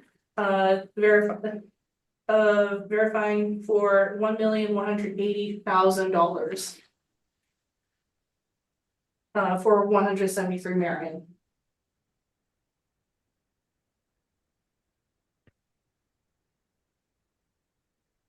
Okay, thank you, Miss Ho. Mr. Sharples, any questions or comments regarding the rebuttal evidence presented?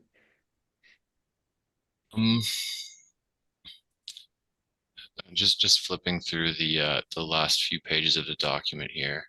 Sure, take your time. Yep.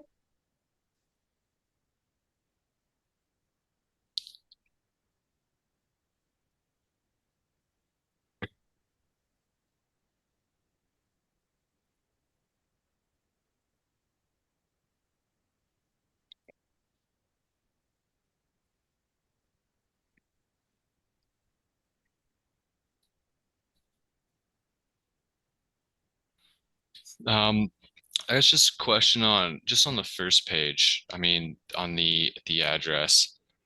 That for the second one here, 929 to 935 Nairn. We've got the area discrepancy. Could this be like a building in its entirety is larger, whereas it was only a few units that were purchased or something? I looked at the entire building area from our records. So Okay. I'm not too sure, like I said, I'm not too sure where the Johnson report is retrieving its building areas. Okay. Yeah, I'm not sure where they get it either.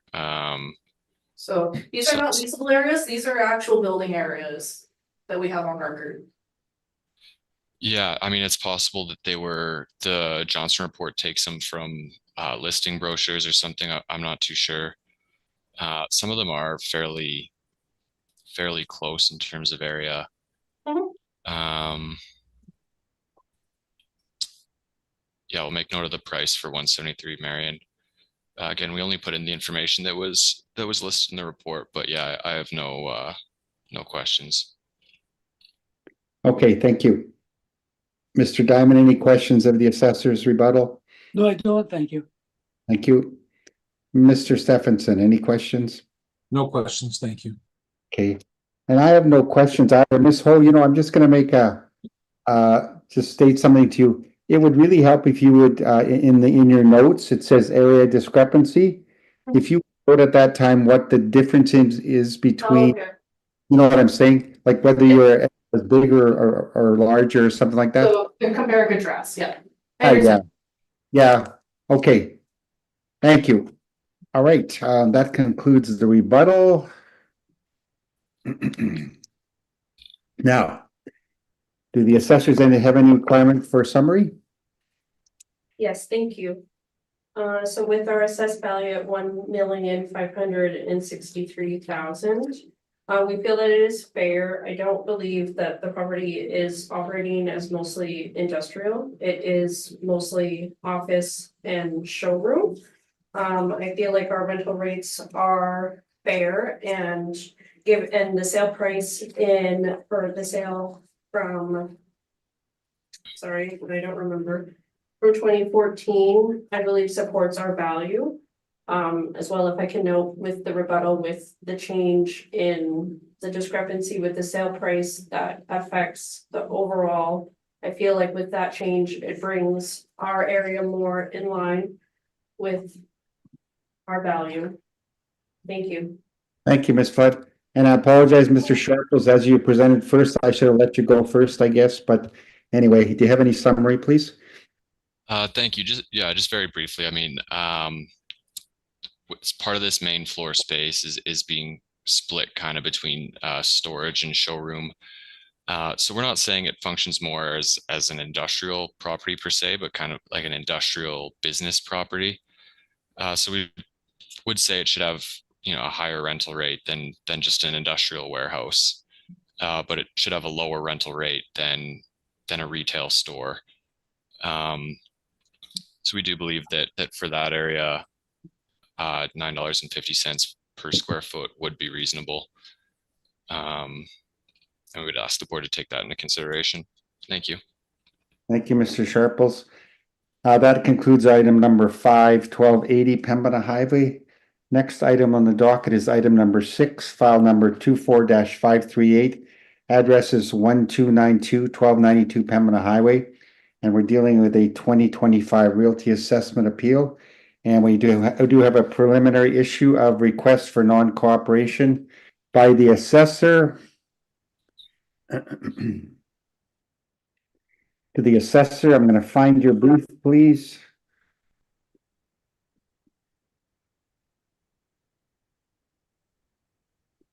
And that recommendation from the assessor is to the burden of proof be placed on the applicant for non-cooperation. And if a reduction in assessment is ordered, that it follow section of the Municipal Assessment Act. Ms. Flood, when you are ready, please. File number 24-538, roll number 030900500100, address 1292 Pembina Highway. Roll year 2025, reference date April 1st, 2023, assessed value 498,000. We have it as a retail store. Leasable areas 2,176. Again, we are seeking the penalties for the non-co-op. Pages 14 or 14, 15, 16, 17 is the blank mailer that was mailed out. On page 18 is our tracking. It was mailed out June 9th, and on June 12th, it was signed for, and on page 19 is the confirmation of the delivery.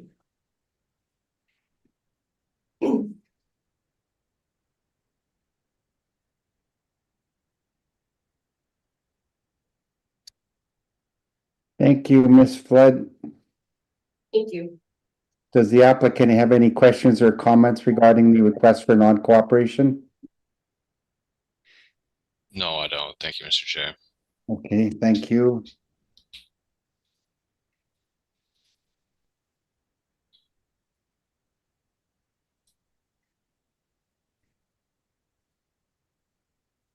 Okay, Mr. Stephenson, any questions of the assessor's request for non-cooperation? No questions, thank you. Thank you. Mr. Diamond? No, thank you, Mr. Chairman. Okay. And I am just looking for the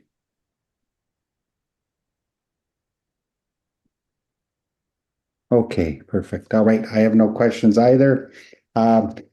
We shall recess and go into camera and consider the evidence presented by both parties in this request for non-cooperation. Mr. Mohan, please. Thank you, Mr. Mohan. I will now call the hearing back to order. The board has considered the evidence presented by both parties, and we will allow the request for burden of proof to be placed on the applicant for non-cooperation. Therefore, Mr. Sharples, you are going to go first. Allow us to please find your brief.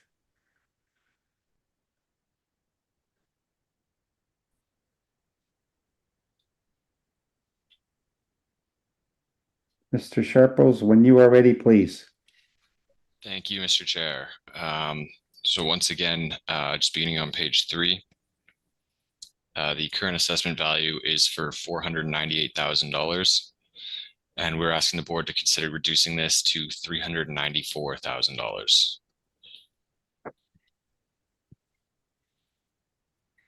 Pages 4 and 5, we have the assessment, the valuation breakdown.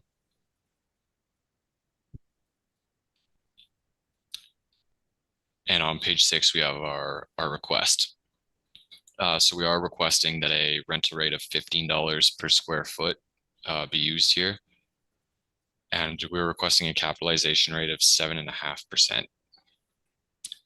And so from that, we've calculated a value of $394,000.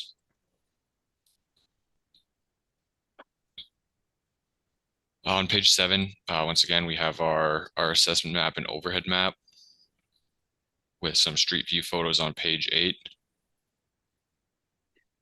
And beginning on page 9, we have some photos from the interior.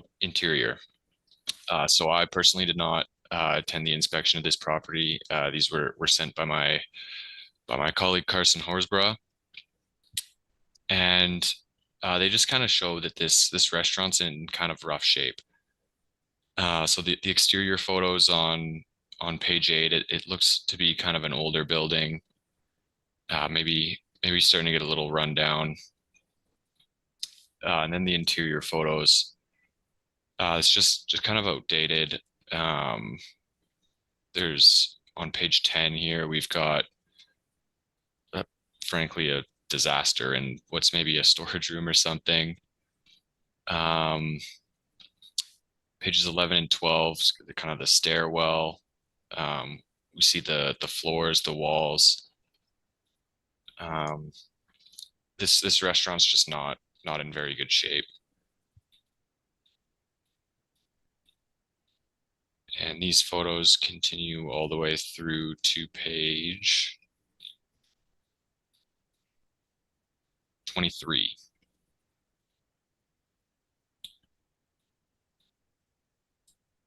And so page 24, we've done our valuation. Again, first thing we did was we took a look at the sales. So the current assessment for this property is $229 per square foot. The sales we've identified below, they range from about 140 to just over $200 per square foot. Based on the average and median, this value should be closer to $165, $170 per square foot, in our opinion. There haven't been a ton of comparable sales of similar properties. So the last two we took here are from 2015. We do acknowledge that those are older sales. And if we take those two sales out from the analysis, we get an average sale price of $170 per square foot still. And so our requested value equates to $181 per square foot. We do believe this to be more reasonable based on these sales we've identified.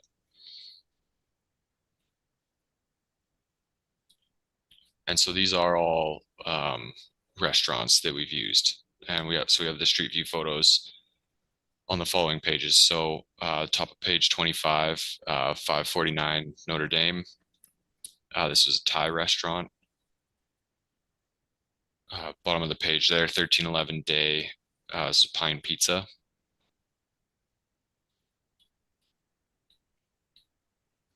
Following page, 763 Selkirk. This appears to be an East Indian restaurant. 238 Lilac at the bottom of page 26 here. This is a French Way cafe and bakery. This was a street view image that was taken from the month of the sale, so June 2015. This property has since been renovated. So in our sales table, we do have this listed with the year built of 1921. It does appear that this has since been renovated. So we do believe that this would be more comparable to the subject, given it's newer. And on page 27 is 329 William. So this was the same thing. This is taken from April 2015, when the property was purchased, and it has been renovated since.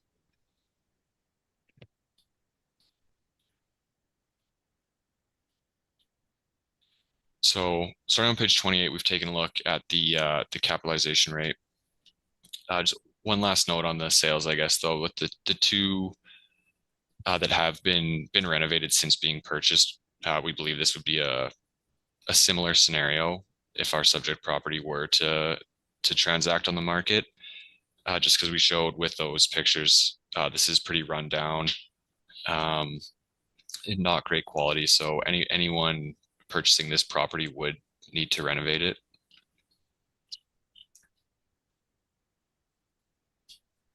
So back to the capitalization rate on page 28. The assessed capitalization rate is 6.55%. And that to us seems to be low based on the quality of this restaurant. So again, we have the table with all the cap rates. Unfortunately, there's no row for restaurant cap rates. But again, Colliers, CB, and Cushman, for these retail properties, we see cap rates ranging from about 6 to 7% generally.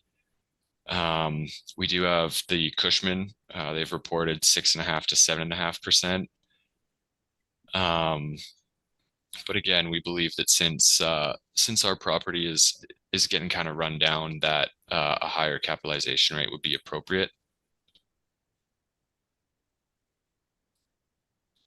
On page 29, we tried to look at this a little bit further. So we've used our comparable sales. Again, they were all restaurant properties we do believe to be similar to the subject.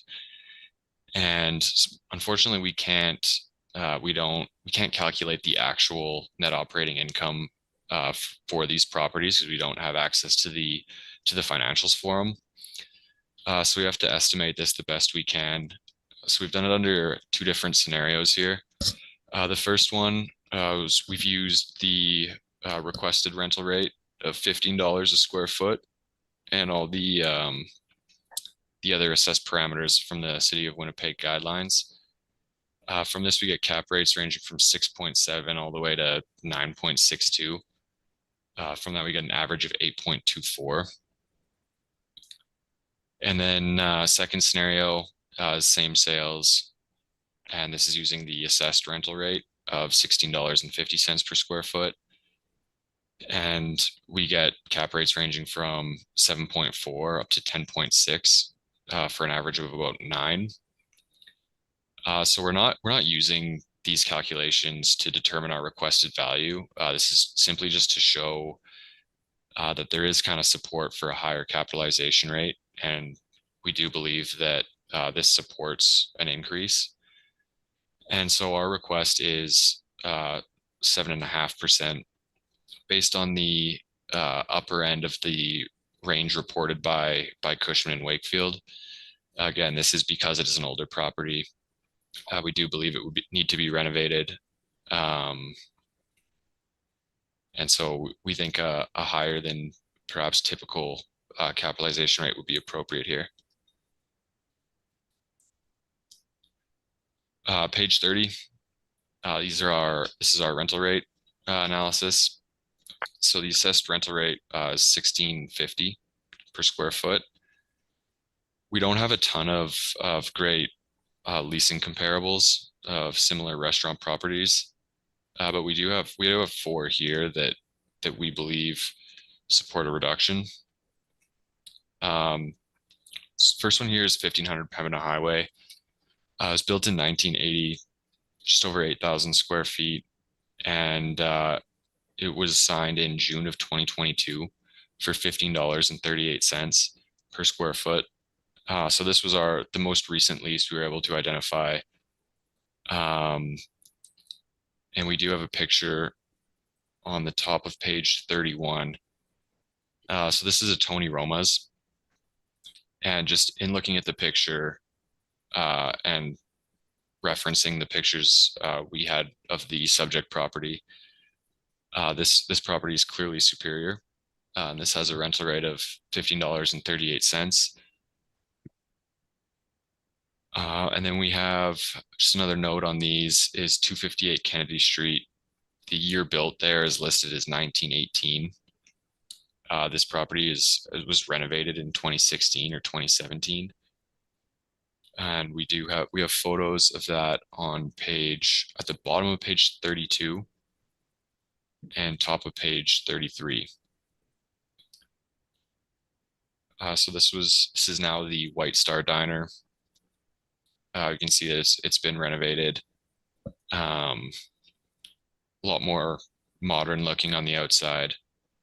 Whereas the property at the top of page 33 is what it looked like beforehand.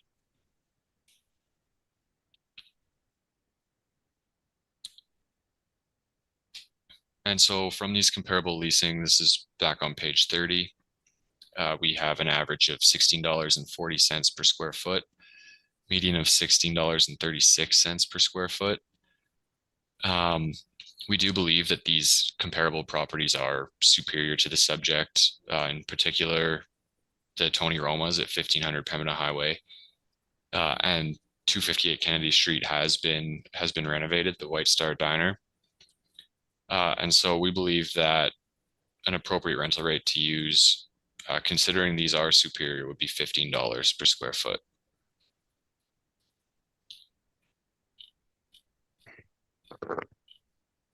And so to summarize, on page 34, we are requesting a rental rate of $15 per square foot, capitalization rate of $750.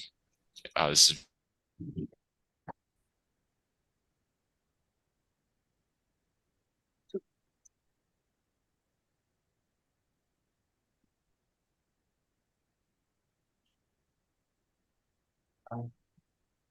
I think our applicant is frozen up.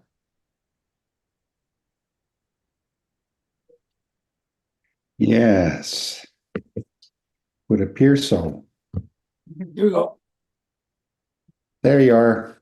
You kind of froze there, Mr. Sharples. You just finished summarizing. I think you didn't state the value. Oh, okay. I was wondering if it was Yeah, you got all the details in. Oh, freezing again. the board to consider reducing the value to $394,000. And that was based off the rental rate of $15 a square foot and the cap rate of 7.5. Thank you. Okay. So, Mr. Sharples, your video is broken up, but we can hear you. Okay. Oh, there you're back. Okay. Okay. First of all, did the assessors have any rebuttal to present at the end of this presentations? No rebuttal, but we have questions. Oh, yeah, of course. Yeah, okay, thank you. All right. To the assessors, any questions of the evidence presented by the applicant? Yes, thank you. On your page 24 for your sales, for 459 Notre Dame, would you include multi-role sales for analysis? Yeah, they could be. I mean, again, our sales come from the Johnson report. Yeah, if there were multiple roll numbers in this property, we wouldn't be aware just based off the Johnson report. Okay, but would you include for analysis if they were a multi-role sale? Are you saying as if it was like a portfolio sale, like multiple different properties, or is multiple units within the same property?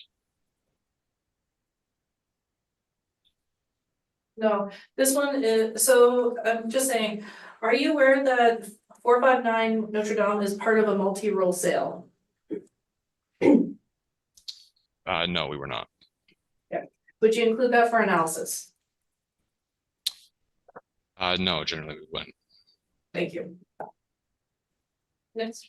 For 238 the Lilac, are you aware that it's an associated sale?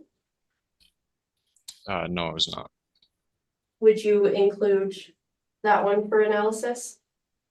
No, generally not.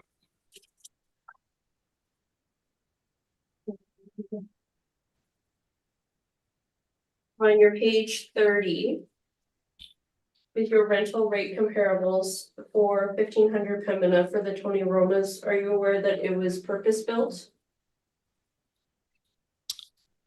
No. Do you know if it is a step-up or a renewal lease? I'm not sure, no. Are you aware if it is a percentage rent? No, again, our leasing information is from assessor briefs that have been submitted. So just the information that's listed in there, that's all we have access to. So I guess my only comment on that would be that these rental rate comparables have been used as comparables by the city of Winnipeg at the Board of Revision before. Okay, for the 685 Osborne, the coffee shop, would you say that it is comparable to the gondola being more of a commercial kitchen versus a coffee or a cafe? Sorry, could you please repeat that? For your 685 Osborne Street, it is the Parkline Coffee. Would you say that it is comparable being a coffee shop to a pizza place? I would say reasonably comparable. I mean, it is kind of a restaurant. Yeah, I'd say reasonably comparable.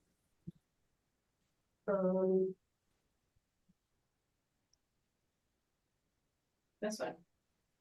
No other questions, thank you. Thank you. Mr. Stephenson, any questions of the applicant?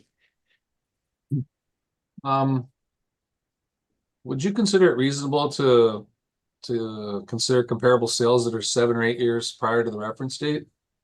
Without any like age adjustments or? Yeah, again, we just had so few comparable sales that we threw them in there. We acknowledge that it's not the greatest representation of value. That's why on page 24 we did make note of what that average sale price per square foot would be without those two sales, given they are 8 years older than the valuation date. So no, they wouldn't be as comparable, but if we did remove them from the analysis, we'd still be at $170 per square foot. And of the 15 photos you provided the subject property, are all of them of the assessed area? I'm not sure what the assessed area fully captures. And unfortunately I wasn't there on the inspection. Perhaps the assessors can answer that question a little bit better than I can, but these are just the photos that were provided to me. Thank you. No further questions. Thank you, Mr. Stephenson. Mr. Diamond, any questions? No, there aren't. Thank you, Mr. Chairman. Okay, thank you. Mr. Sharples, I have a question for you regarding the comparable sales, and it's just a methodology question when you present these. How do you know, or how do you filter out that those sales don't include any business interest? Are they strictly real estate value or? This is just how they're reported in the Johnson report. So Yeah. we unfortunately don't have access to the information on any of the circumstances surrounding the sales. Yeah, okay. What would be your typical methodology in, I guess you'd have to individually research each sale and see whether it includes any business interest, is that correct? Yeah, that's correct. Okay. Yeah, thank you. And I guess my last question would be, are you aware, do you know if Johnson report does that kind of analysis? It's not in the package that we receive. Yeah, I guess you can't speak for them, Yeah. okay, fair enough, yeah, okay. All right, that is my only question. To the assessors, please allow us to pull up your brief for 1292 Pembina Highway. When you are ready, please. 1292 Pembina Highway. Okay, thank you. Skip ahead to pages 2 and 3 is the aerial view and the street view of the property. Pages 4, 5, and 6 is photos from the inspection of October 4th. On page 4 is the main floor. On page 5, the top is the kitchen. The bottom photo is the second floor. And on page 6 is the basement space. As mentioned, it is dated, appears to be in original condition. It could be updated as from inspection, it does appear most of it would be just cosmetic changes. It didn't seem like there were any structural issues with the property. On page 7, with the subject sale history, the November 13, 2014 sale, again, with the 1280 Pembina, the sale price of $2,395,000. Bottom of page 7 is the rent comparables. They range from $18.25 to $25. The area ranges from 1,116 square feet to 2,346 square feet. Page 8 is our market income. We have it as C4, the 1081 premise ID is the main floor at 1,672 square feet. The premise ID for 31567 is for the second story at 504 square feet. We're using this 4% vacancy loss, 3% expenses, $9 shortfall per square foot with a 6.55% cap rate for a value of $498,000. Page 9 is the summary. Page 10 is the capitalization rate chart. On page 11, we included improved comparable sales. They range from 1,920 square feet to 7,950 square feet. The sale price ranges from 612,500 to 2,250,000. Sale price per square foot ranges from $276.58, to $390.63. The subject assessment per square foot based on building area is $297.83 square feet. On page 12 is the land comparable sales. The land area ranges from 3,999 square feet to 13,421 square feet. The sale price ranges from 300,000 to 1,138,810. The sale price per square foot ranges from $75.02 to $84.85. Our subject assessment per square foot based on land area is $94.82 a square foot. And then the rest is just the attached income and expense mailer and the tracking for that. And that's my presentation. Thank you. Thank you, Ms. Fug. Mr. Sharples, do you have any questions of the assessor's evidence presented? Thank you, Mr. Chair.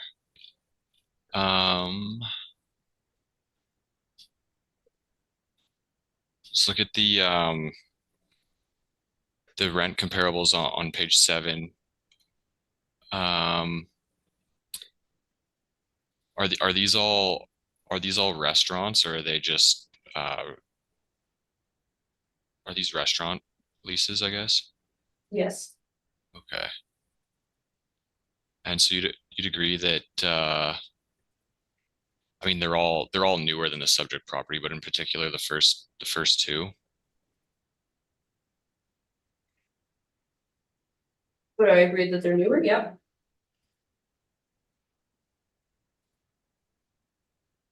Okay.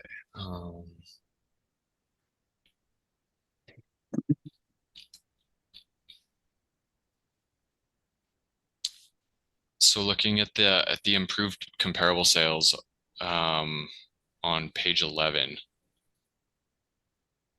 are these all restaurants as well? No, not all these are restaurants. I was only looking for CMRST stores. Okay.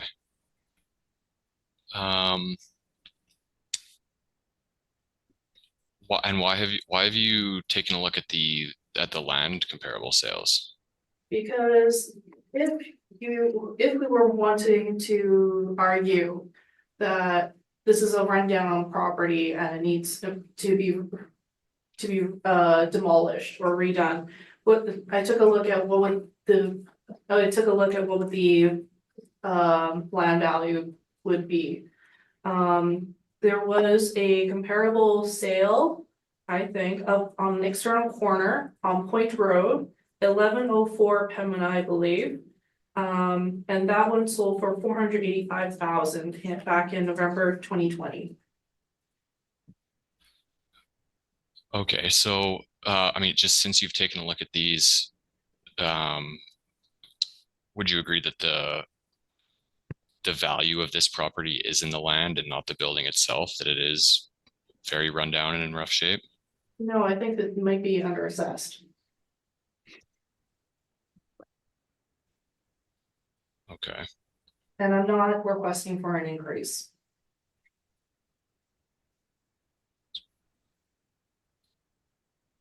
Okay. Am I misinterpreting then this in looking at the land comparable sales? The subject assessment is at $94.82 per square foot, but the sales were all lower? Yes. Okay. Okay, that's all my questions. Thank you. Thank you, Mr. Sharples. Mr. Diamond, any questions of the assessors? No, I don't. Okay, thank you. Mr. Stephenson, No questions, thank you. thank you.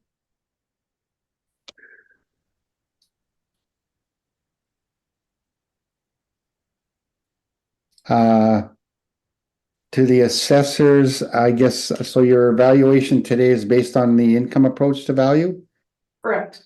primarily, okay. At $498,000, I believe. Correct. And your blended rental rate is 1649. Would you mind checking that for me, please? Yeah, I have 1650 rounded, so yeah. 50, perfect, okay. And did you inspect this property? We did, yeah, on October 4th. October 4th, and those pictures are from that? Yes. Okay, and then in the, now let me find the picture, in the workup, the income workup. On page, sorry, page 8. So the premise ID 31,567, 504 square feet, that's reflecting that second story storage area, would that be accurate? Correct. Okay. And nothing assigned to the basement? Correct. Okay. So that 1672 square feet is the main floor. That would be the restaurant and I guess probably kitchen area. Okay. All right. That is all my questions.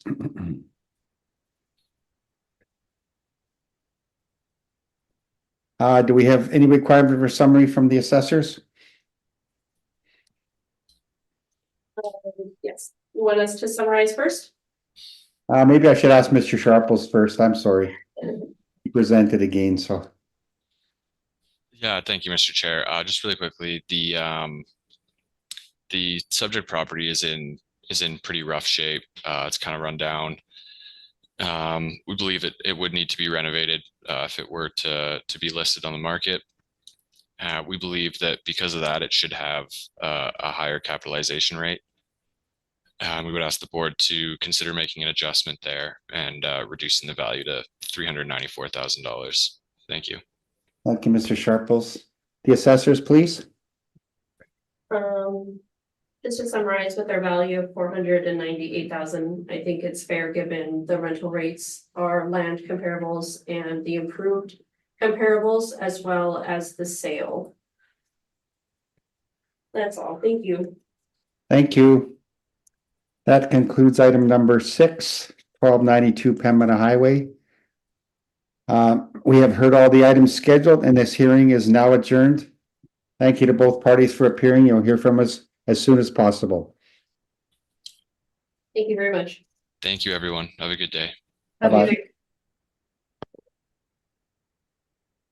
day.